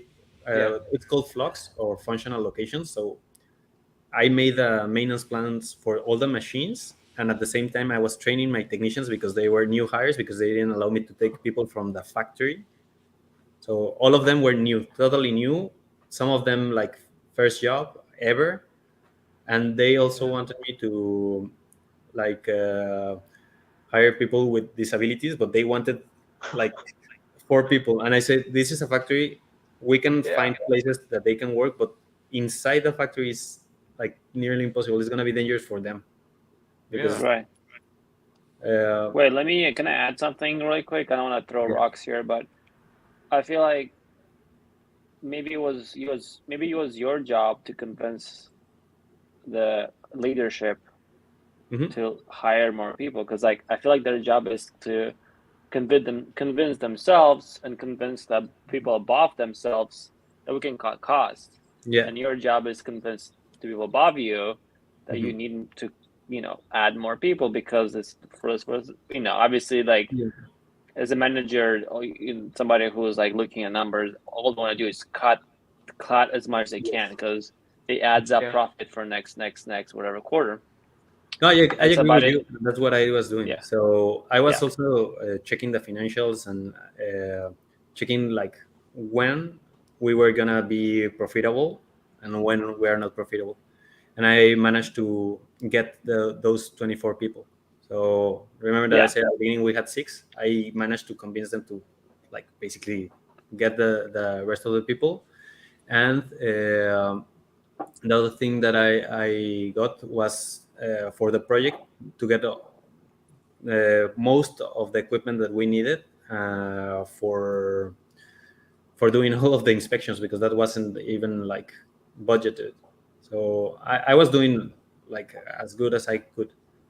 But then something else happened, that is that the volume of this particular product that was supposed to be done on my line was going down. So at the beginning we had about, I would say, 300 tons of product to, like, the forecast was 300 tons.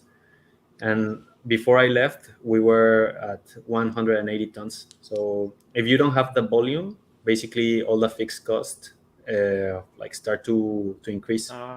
Diminishing returns. Yeah. So once that started to happen, I said, like, this is a bomb that is gonna explode soon. You saw it. You jumped the ship. Yeah, I noticed it.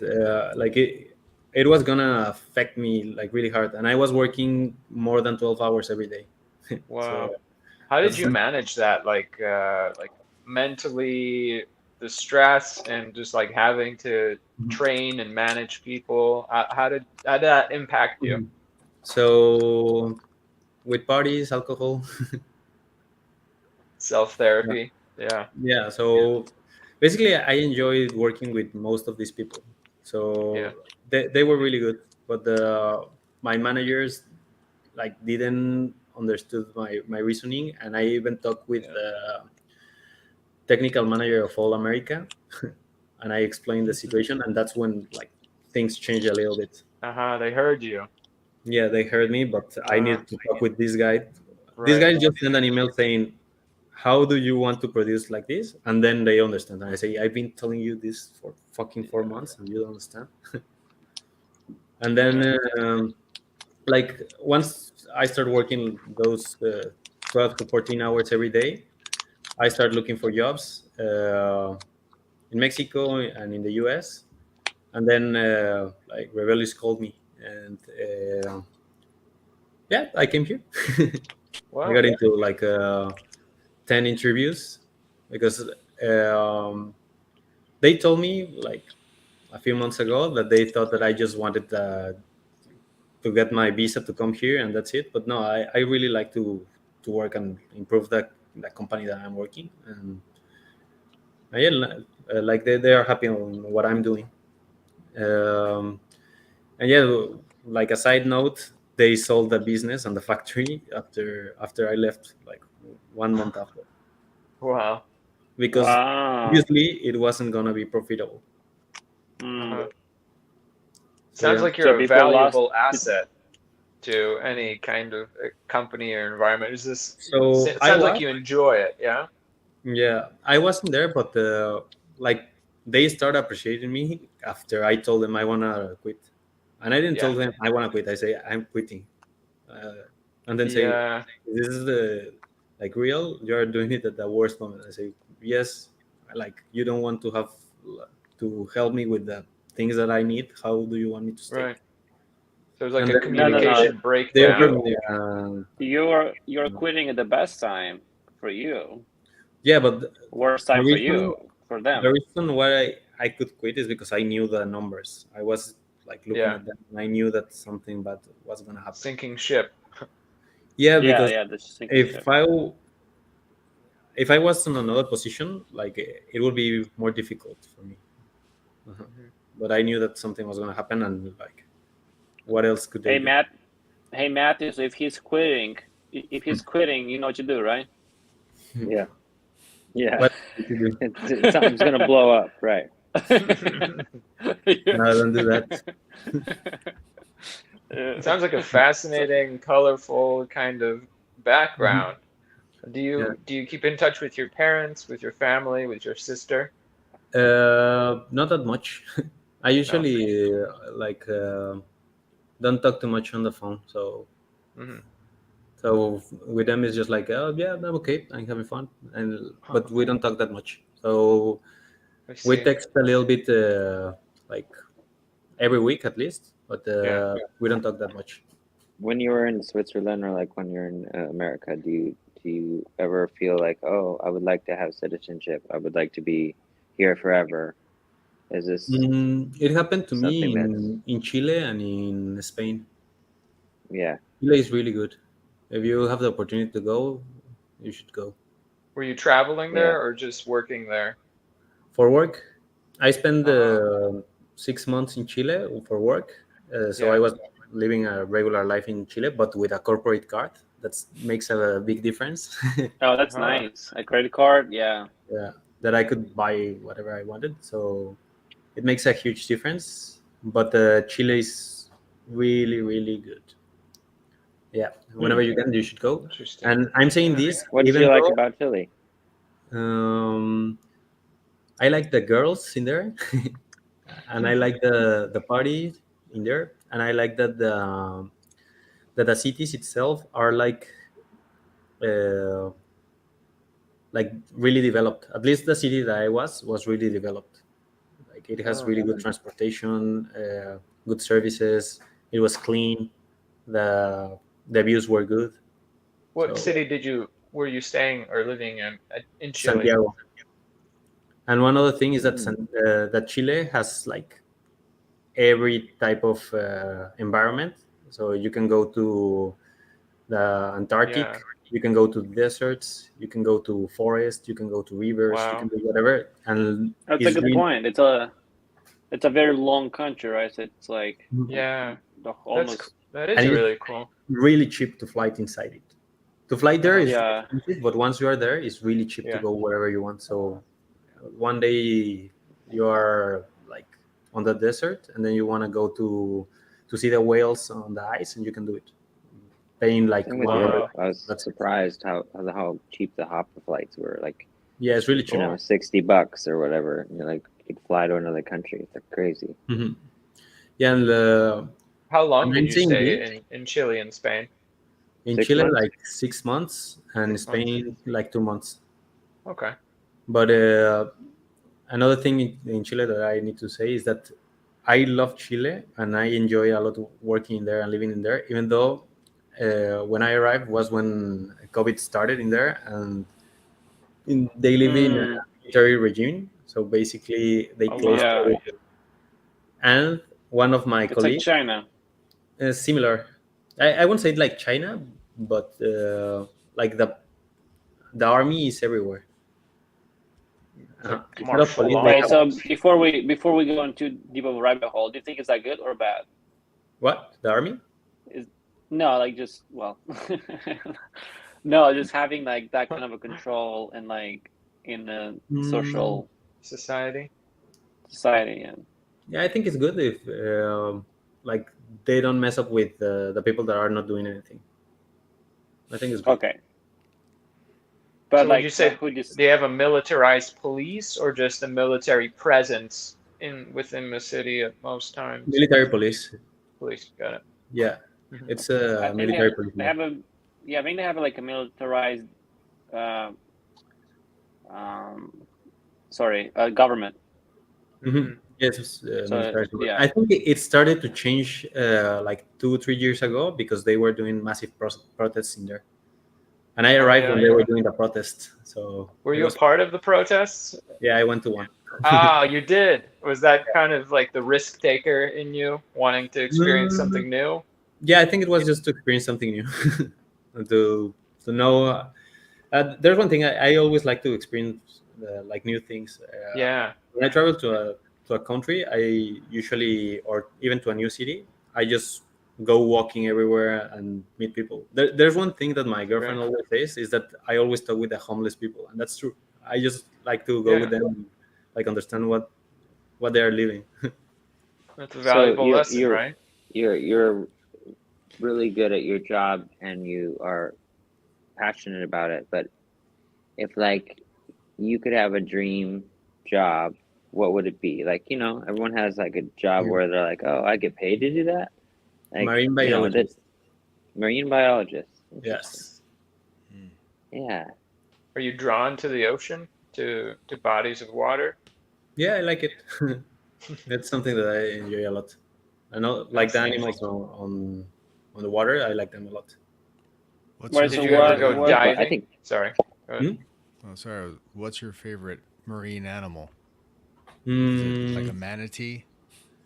No, I would say the octopus and the otters. Octopus. I know that they They're are really not smart. actually the marine animals, but like they live close to the rivers and everything. So They're incredible. Octopus. Oh yeah. There's this documentary called My Friend, I watched My that. Teacher, the Octopus. It was My really Teacher. stunning. Yeah. my teacher. Yeah. That was really beautiful. Interesting. Like Yeah, how that's- smart and like emotional they are. yeah, and I like all the Mauricio. abilities that they have. Oh, yeah. They can change color. They have they show their emotion on their skin. They camouflage. They change texture. They texture. change. They're They very can do a lot of fascinating. Yeah. When we were having our discussion with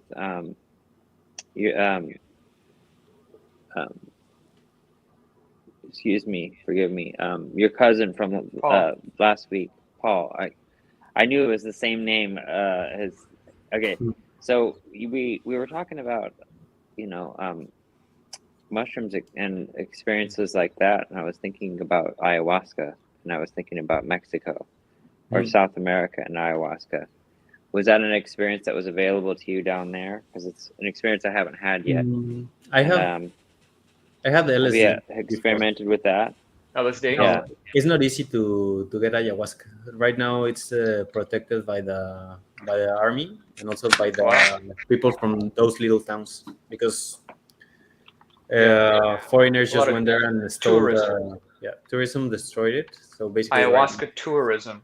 Mm-hmm, yeah, for sure. Or just even the obtaining of these things from culture of people. It almost like and the thing is that they don't respect the culture. In this case, it's religious thing. So I don't know. like I try not to mess up with the religion of other people if they get pissed. If they're not doing anything wrong, for me it's okay to do whatever you want, and they are not doing anything wrong. They just want to have some trips and like enjoy their spirituality. So spirituality, Right. What are your personal thoughts on spirituality, religion? Is there kind of a part of your life that has that theme? Or how do you see the world? What kind of how do you see the world? What paradigm kind of were you a part of? So I think that that you just have to live and enjoy and like do the best for the people around Live you. and let die. Yeah, and do the best for the people around you. Like I think that always you have to be kind with people and like help if it's possible, and that's the way that you can like experiment your spirituality. Yeah. And if someone else is better, you're going to be better as well. Yeah, connectivity. Yeah. That is like philosophy. That's almost like the golden rule. Condition. Having compassion. Yeah. A little like Buddhism in there. Yeah, but coming back to ayahuasca and LSD, LSD was nice. Like I had it 2 times. Yeah. One time was in a concert, and I enjoyed it, but like it wasn't the experience that I was thinking, because I ate a really low dose. So the only thing that I remember like weird is that before I went to sleep, I was seeing like giant insects walking around the walls, but like glowing. And when I closed my eyes, I saw the insects like just walking. But maybe it was just the lights of the concert just on my head. But that's what I like. The only weird thing that I remember. But then the other time, I went with one of my friends that lived in Veracruz, and she like really enjoys having drugs. So she told me, "Hey, do you want?" And I said, "Yeah, let's try it." And she requested 2 doses of LSD from her friend Einstein. That's the name that we gave him. And Einstein. Yeah. So I got 1 dose. She got another dose, and we were like just waiting for something to happen. And we were like, "Yeah, we're having fun." And like her place is like really, I don't know how to say it, but it impacts your senses. Like her place is full of paintings, weird lights everywhere. A lot of stimulating, a lot of stuff. Yeah, stimulating. Even her couch is like weird. It has a lot of texture and everything. And what I remember when it started kicking is that I started looking at the paintings that she had, and I started seeing like how it moved, like really cool movement. Yeah. Oh my god. It's working. You're like, oh, I'm there. It's kicking, it's kicking. And then like I was walking around her house on all the paintings, just looking at them, and like it was really, really good. Like looking at other than the visuals, did you have any sort of epiphanous moments? Maybe like deep psychological or so realizations. Something happened. Like we were planning just to stay on the apartment of this girl for the whole night, but then after a while things started to turn a little bit sexual, and we didn't want to do that because she's like one of my best friends. And I say, "No, better stop." And she said the same, like, no, let's stop. And to stop that, because we didn't want to like just stay alone on this like weird thing, there was another party at the same time, and I thought it was I have low battery, so I may run out of battery any moment, just for you to know. But we went to a party with my coworkers, and I thought they were the young coworkers that I usually hang out, because usually when we go to this guy's house, it's just to get drunk and just have party. And when we arrived, there was like one of the guys that I always tell that he's my uncle. there was not my boss, but like the boss of other guys, and technical assistant from another country that came to support us on the startup of the line. And I was so fucking high. So when I was there, I was looking at the flow of air. I don't know if anyone has experienced this, but I was looking at an AC, and I was looking how the air like came on the heads of everyone.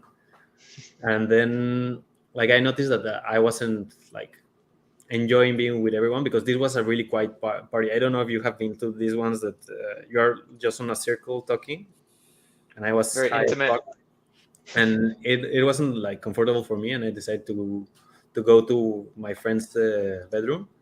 And when I went there, I started hearing the voices of everyone, and I could hear the voices, and also like color the people based on their voices. So each one of my friends had a different color. Like they were living with me, but I could like, it was like a rainbow inside my head, just popping with like a sound. their energy.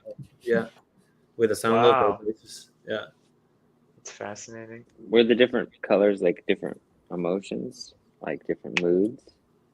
No, or just different personality? It was the personality, I think, because it wasn't the mood. Everyone was on the same mood except me, because I was so high.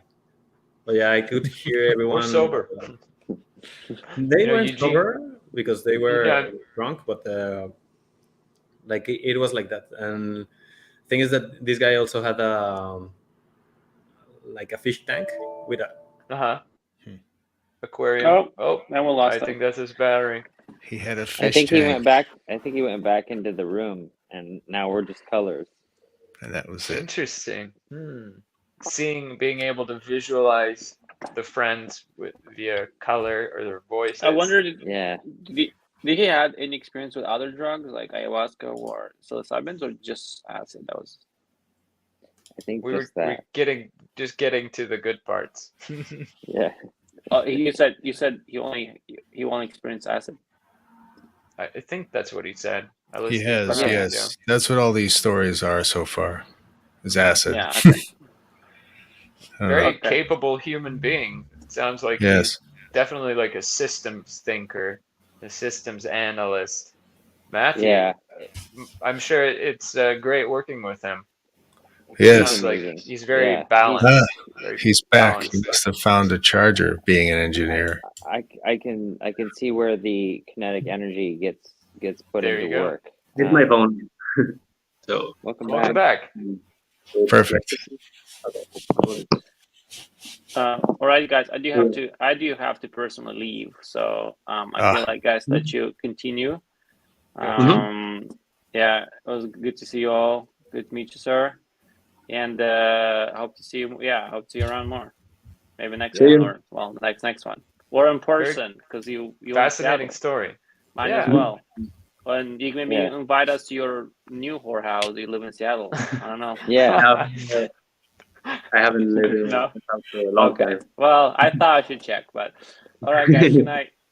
Have a good night, Eugene. Have a good one. Bye, Eugene. Yeah, all right. So where were we? The next whorehouse. So that's his life mission. It was one thing that happened, but thing that I don't know. It might be the aura of the people. I don't know, but it was really interesting to see that. And like when I was there, like I started to relax and just like start thinking, and like it was really interesting. It's all the things that I was thinking, and I wrote down a lot of the things in one of my notes on my other phone that I don't have in here right now, but maybe later I can show the note. But they were really interesting. I think it's important on this kind of things to write it down or record a little bit to see what happened, like how you were feeling. Yeah, to document it, right? The next day, you may feel like a hangover or something like that, but you don't understand, like, or maybe you forget about the things. It's like a dream that you forget at the moment that you wake up. So I think my conscious mind said, record everything that you are thinking in here and see what happens. Yeah, that's the hero's journey, to go out there and bring something back that you can like integrate into your life to make your life better. I think it's an archetype. It sounds like you've always been kind of independent in your life. Would you say that's the case? Not always. I tried to be. So, Yeah. as I said, when I was young, I had to be the one that always like leave the party early. I had to always be the one that needs to go back to house before the night comes. So even when we were playing football, football is soccer. When we were playing football, my parents told me, "Hey, you have to come before 7." And I was like, "We're just starting the matches in here." So it sounds like your parents were kind of strict and stuff. So do you feel like you have a good relationship with both of them? I have a really good relationship with both of them. Like really, really good. I don't have any like an honest one. Yeah. Like not just a. Maybe not the business.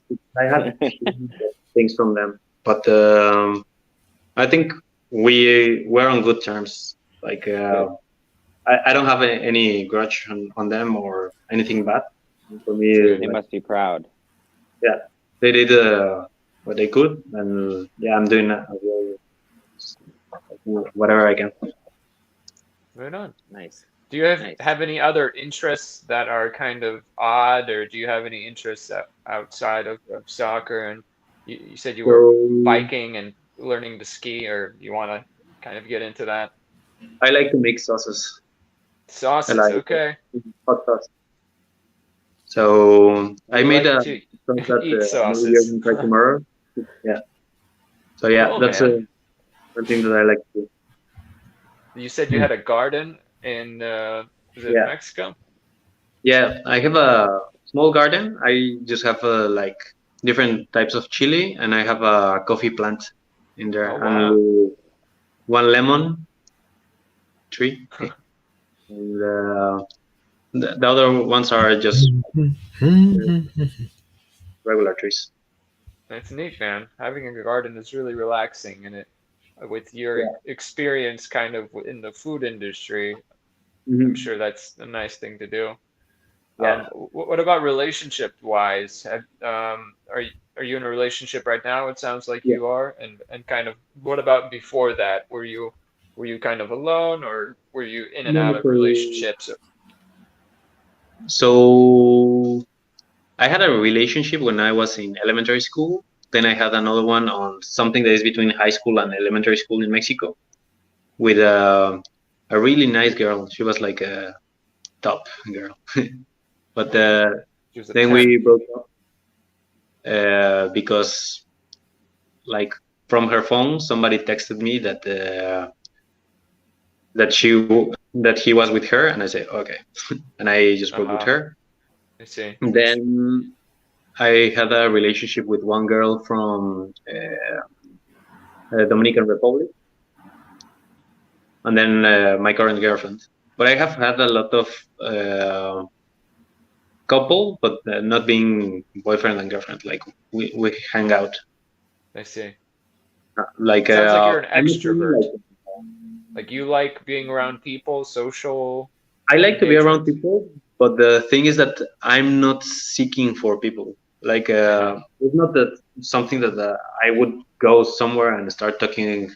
Well, sometimes it happens, but usually I don't go and search for people to talk and to like tell about my life or anything. Like most of the time, what happens is that, for example, someone just comes and starts talking with me. Like with Matthew, it happened like that. I was just making my bags, having a regular day, and then Matthew made me smile, and that's good. And we start having a really good relationship because of that. I have a burst of extroversion like that, for sure. Yeah. So I'm an extrovert, but once somebody makes the first move, I think that's the way that I would say it. Like if somebody starts speaking with me, I will speak with them. But if nothing happens, and maybe that's the reason that my girlfriend says that I talk with all the homeless, because they talk to you. I don't know if it has happened to you that you're just walking and then one guy just say, "Hey, give me some money," and you say, "No, man, but do you want something else?" Or I don't have any money, but if you want, like, I can give you chocolate. Like, I usually have candies, so several times it has happened that somebody says, "Give me money," and I say, "No, but I have a chocolate one." Yeah. Yeah, that's the way that. So you kind of like mirror people in some ways. And there was one time with one homeless in Hermosillo, Sonora, in Mexico, that like it really interested me or intrigued me because I was walking around the city, a city that I have never been to, and it's a desert. And there was one guy just carrying like a motherboard connected with a lot of like shitty connections because you could see that they were bad made. And he had a headphone and he was talking and talking, and I say, "Man, what are you doing?" And he said that he was contacting the aliens because he got abducted like 2 to 3 years ago, and he was trying to contact them. And I say, "Man," and we start talking about that, and like it was really good. And then like other times, I'm just like walking, I'm smoking, and then one guy just say, "Hey, can I have smoke?" And I say, "Yeah, have it, but I don't have a light or something," and we start talking. Yeah. So yeah, I'm open to experience an opportunity. Yeah, I think you're kind of like forward in that sense where you're open to new experiences, and that's good because that's what expands our worldview, having new experiences in life and learning new information. And it sounds like you're almost like an expert in both of those fields, and you've found a lot of opportunity in life because of that. Yeah, and that's how it goes. Just be open with people, understand what they are trying to do, how they got where they're doing, and you can learn a lot of things about them. Like everyone, people place judgment too easily, and they don't dig in. They don't ask questions. It can be like on work level, or it can be on even like emotional level. Like, for example, the other day I was talking with one guy in the 7-Eleven that is around here, like near where I live, and he just like asked for a cigarette, and he started talking about how when he was growing up, he used to work with cattle, like he had some cows, and he was like taking the meal, taking care of them. And then like after that, I was just hearing what he was telling me. We were smoking a cigarette, and then like he started explaining like his relationship with his son and how he's homeless, but he was gonna live with his son for about a month because he doesn't want to bother him. And I say, "Ben, nobody would say that you're bothering him. If you are homeless, you just have to go with him, do whatever you want, and like start from scratch and avoid whatever is putting you on this position." And yeah, like it tells you a lot about them and also a lot about you when you speak with someone else. Absolutely, yeah. Sounds like you have a very calm demeanor, and like you handle chaos well. Yeah, I think that's something that I'm really good at. Like, I used to be a firefighter in Toluca as well, so I've been into like really huge fires. And now that when I see something like bad happening, I'm the one like stopping the people and say, "Stop! Yeah, you are making all the crowd like get crazy. You have to stop, be calm, and understand what's happening, and then decide what you need to do." So, like on the small fires, it has happened that a small fire starts and everybody starts running, and I just go there like, "Okay, what type of fire is this? Okay, we can turn it off. No, okay, it's electrical. We need to turn off the switch. Where's the switch?" Like it's ironic. It's kind of ironic that you were fighting fires after your vandalism in your youth. No, the thing is, maybe I like fire. Like I don't know. It would change. I could be fighting the fire or creating the fire, but I like to be like near the fire. we'll have a bonfire sometime. You know, we can tell these stories in person. Couple guitars. Awesome. Yeah. We'll definitely keep you posted when we do it. Thanks for sharing, all these interesting things about your life. You sound like a really interesting, structured individual and open to new experiences. Are there any things, any kind of places that you want to visit in the near future, like different countries, or any kind of plans, any dreams that you're kind of working on in the background? So I would like to go to Alaska. Alaska. Yeah. Yeah, that's something that I've been talking with my girlfriend, but she doesn't like cold places. What kind of experience do you want to have in Alaska? Like just being in a cabin in the middle of nowhere and I don't know, learn to hunt and to gather things. I just wanted to try to be in there, understand what it's like to be alone, maybe with someone. But I don't know, to understand what it's like to be really isolated. That's really interesting. Like that kind of goal or something interesting. And it's not because I don't like experience that would fit into a counterbalance of your life, because it sounds like your life has had a trajectory of people along its path. There's always been a group, but to be isolated would be different.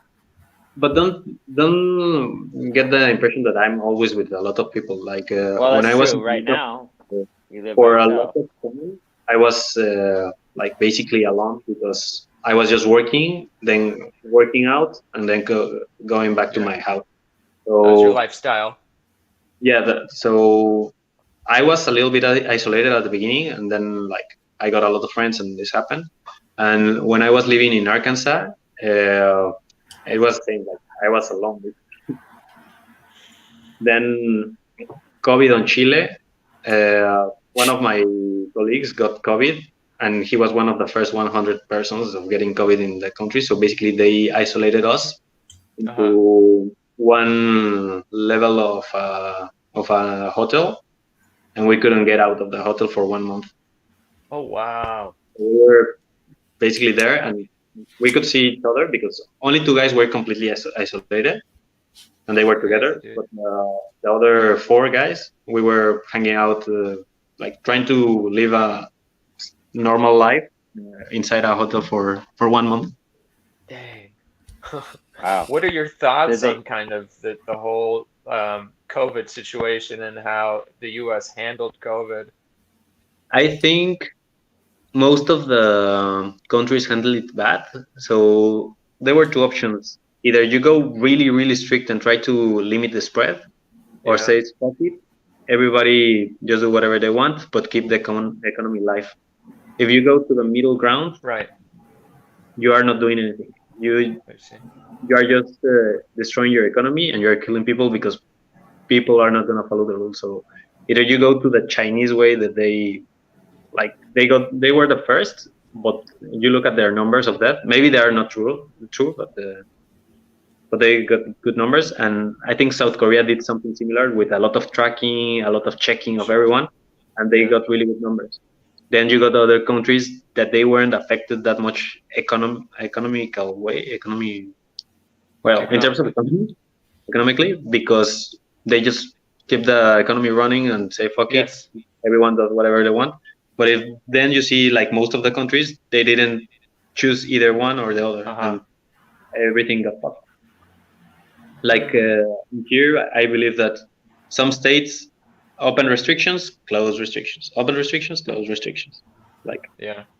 By doing that, you don't get anything. If you see a good trend, it's because something is working, and then when you get to your point, you decide to lift the restrictions, and everything goes to shit. And that's why we got the wave. So I think that's questionable.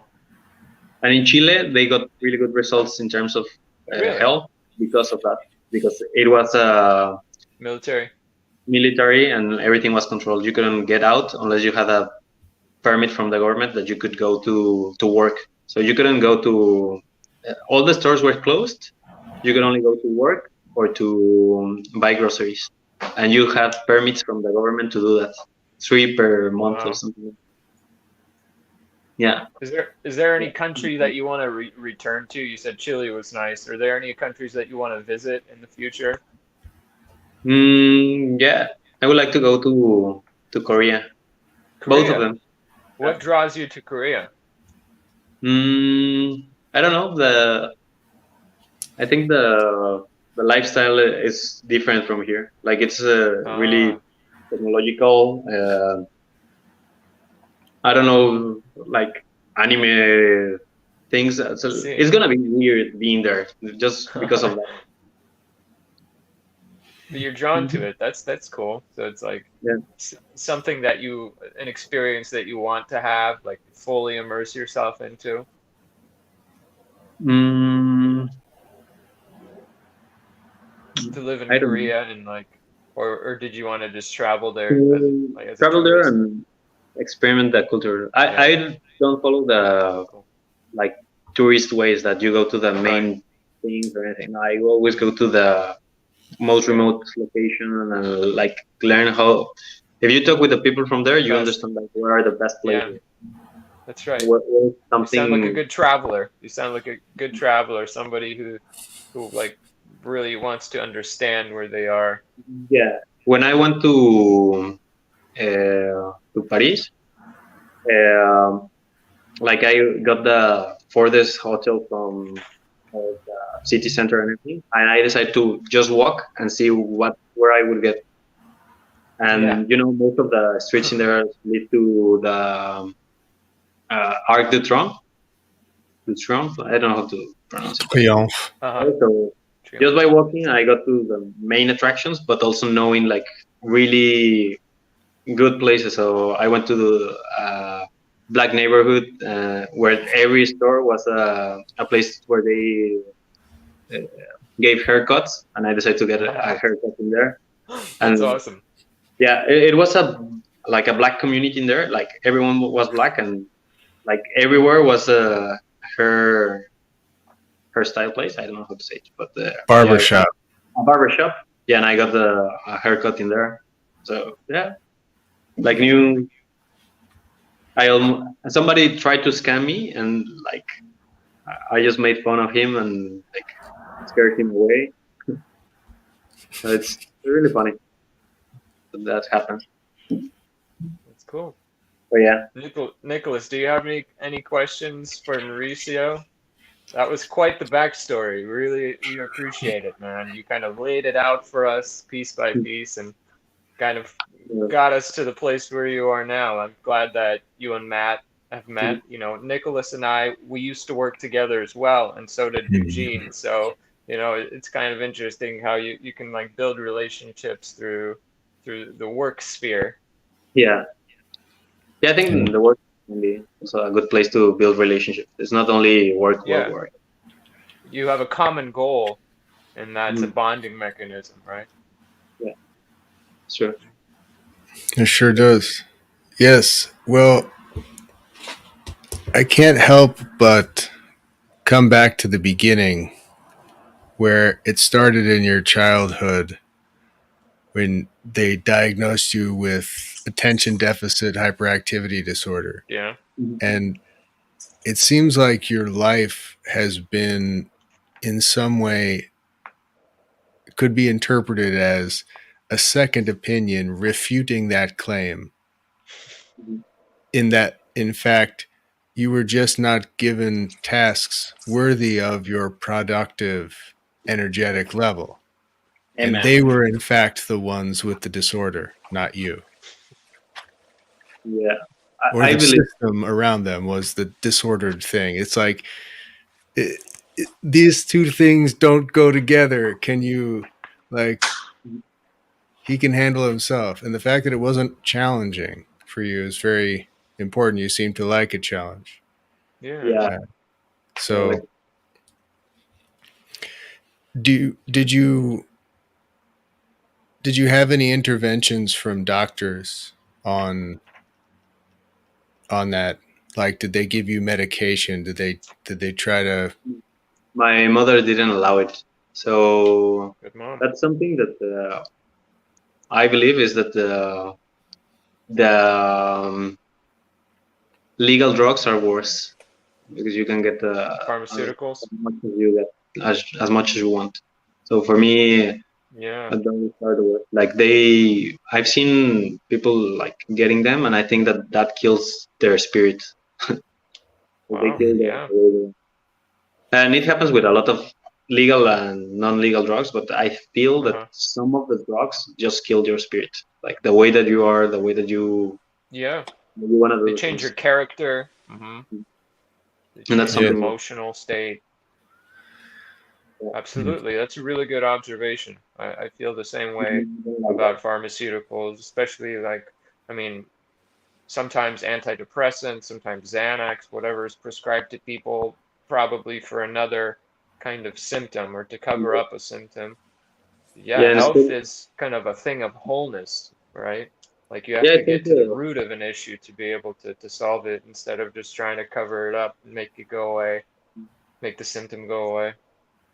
Yeah, a lot of people have died of overdose on those pills because antidepressants, like they help you while you are on them, but once you stop taking them, what's gonna happen? Like that's true. What are you gonna do? Right. Right. It's gonna hit you worse. So like I am really happy that my mother took that decision of not giving me those drugs.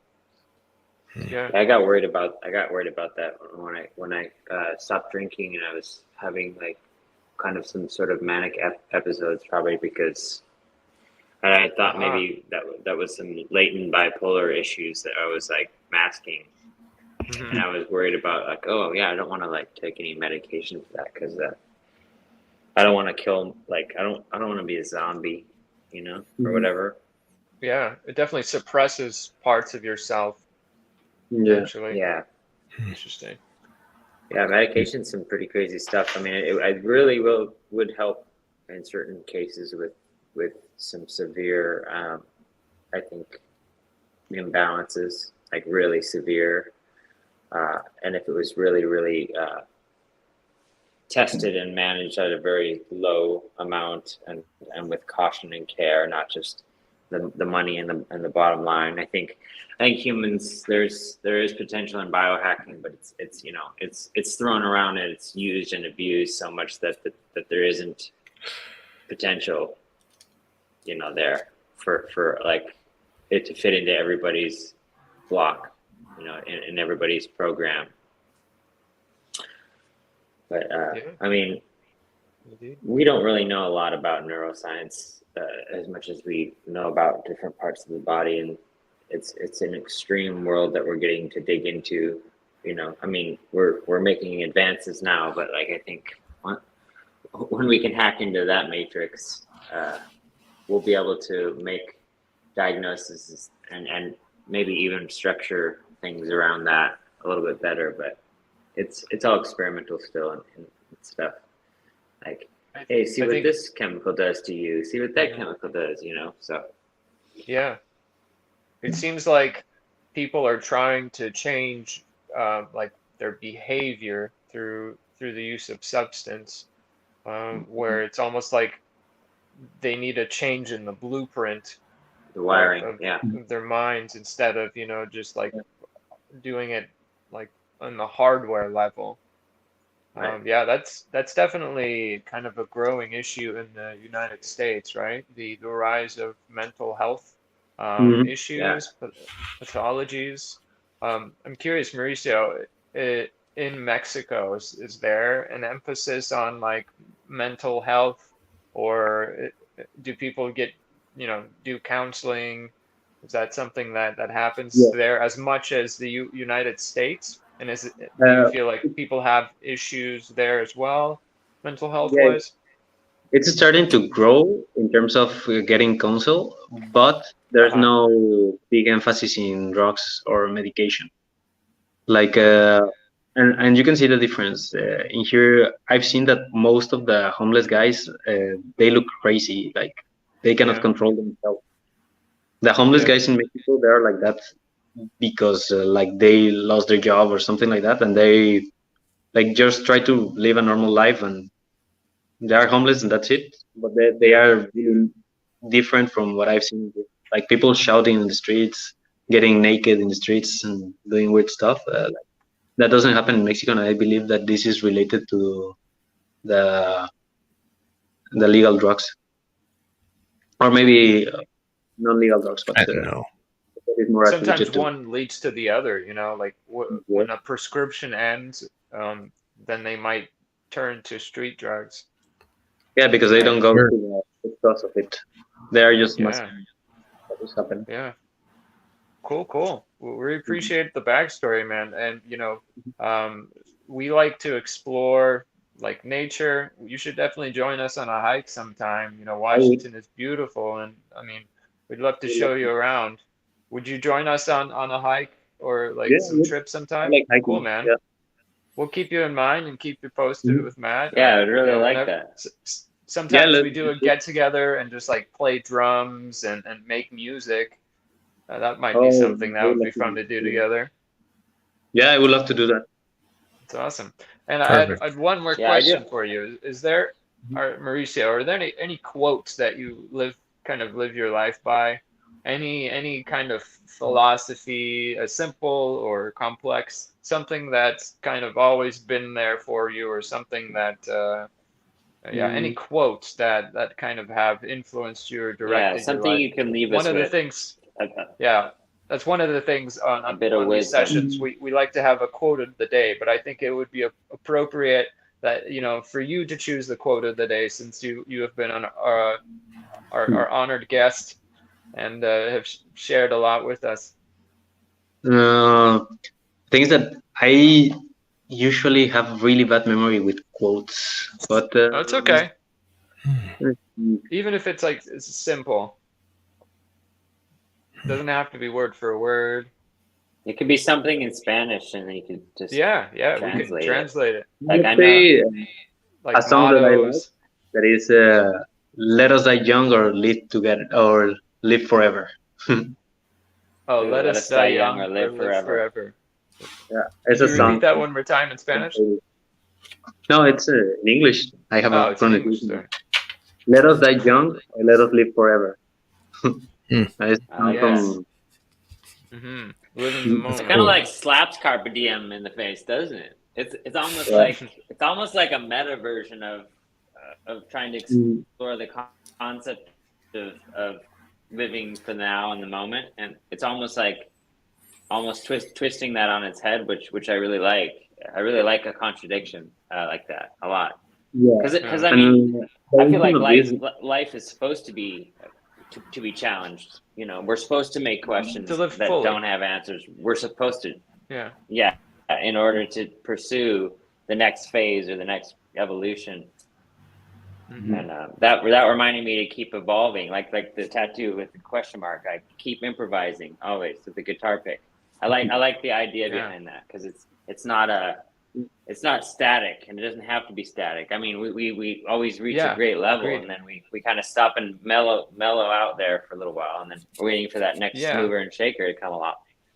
I like that. I think it's important to have like a pulse on life, you know, a pulse on time, whatever season in life it is, to kind of be immersed in it, to live it fully. Sometimes people kind of get lost in the cycle, or the repetitive nature of things, and kind of they don't have new experiences, or they don't learn new information, or they don't meet new people, and they're kind of exist in a bubble of some sort. I think that's one of the reasons why we do these chats and invite people, is just to get other people's perspectives on life. And I mean, you always learn something.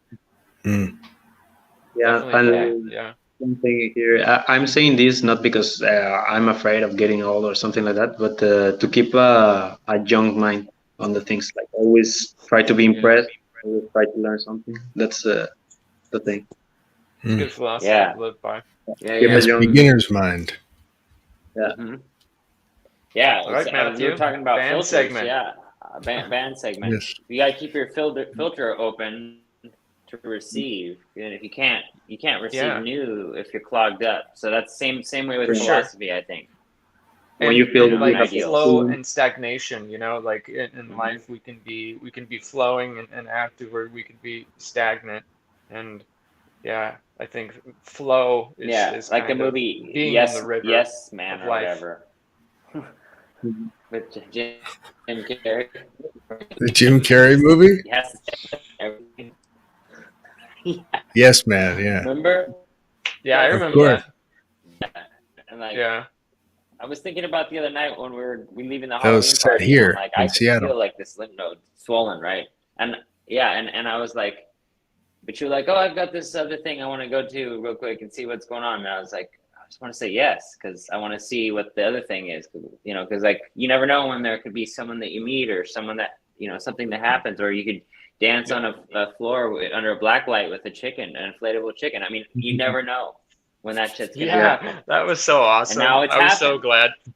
I was so glad to see you guys were having fun, because we were all supposed to be together, but yeah, I'm glad you guys were having a great time.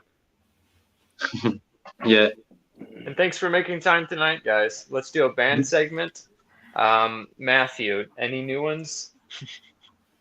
Band name segment. I think I might have a new one. Let me check the old I have one. Bottom of the well here. Yeah. An interview without a vampire. Mauricio, this is kind of just like a funny segment that we do where we make up band names or potential band names just for fun. Yeah, I was here that last time. So yeah, for me it's gonna be the Microponies. The Microponies. Oh, that's really good. Yes. Yeah. That's good. I like it. Yeah. Balls shallow. Yeah, balls shallow. The Witty Physicians. Yeah. Scratch and riff.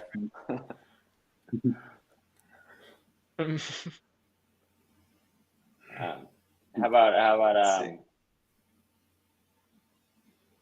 I think that's inbred bunnies. I already said that one before. Inbred bunnies. That's a bit redundant. Yeah. Oh, the Poet's Soul. Yeah. I like it. That sounds like a good movie. Yeah, it does. Yes, it's a tearjerker. That's a bringer box of Kleenex to the theater. Shrieking deficits, yeah. Good. Oh, here's one. Fruition is postponed. Nice. All right. We were going to start a band at work called the Rebellions. The Rebels. Yeah. Yeah. And I can sing in Spanish whenever it's. All right, I got one more. Grim and Glad. Nice. Grim and Glad, I like. Yeah, that's another good contradiction. Thanks for joining us today, guys. We appreciate everything, and let's do this chat in person sometime. Yeah, that'll be keep the ball rolling, and I hope you guys are enjoying this autumn and all the rain that's coming our way. Yeah. Yes. It was nice to learn more about you, Mauricio. I really like the journey, you know. Matthew has great people working alongside him, and that's really good to know. Mm-hmm. Yeah. Truly. It's good people. We're gonna enjoy it. I'm looking forward to more adventures. Let's do it. We will. All right. Have a good night, guys. Wonderful evening, guys. Night.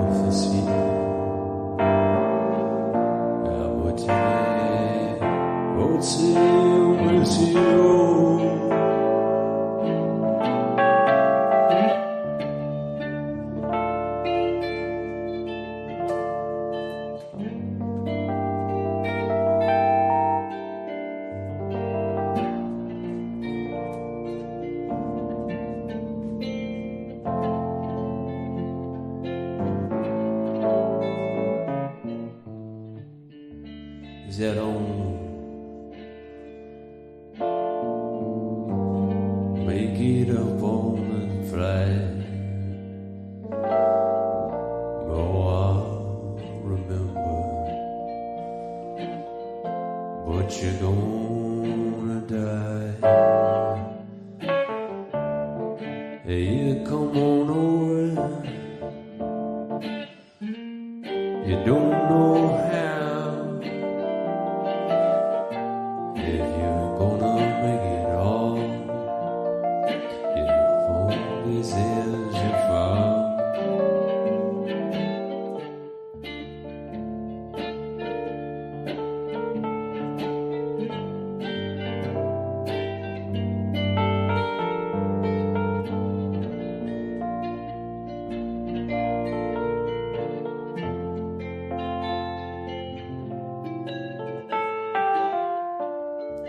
I close my ears and feeling broken, said I died.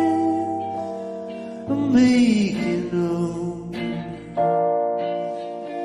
Oh,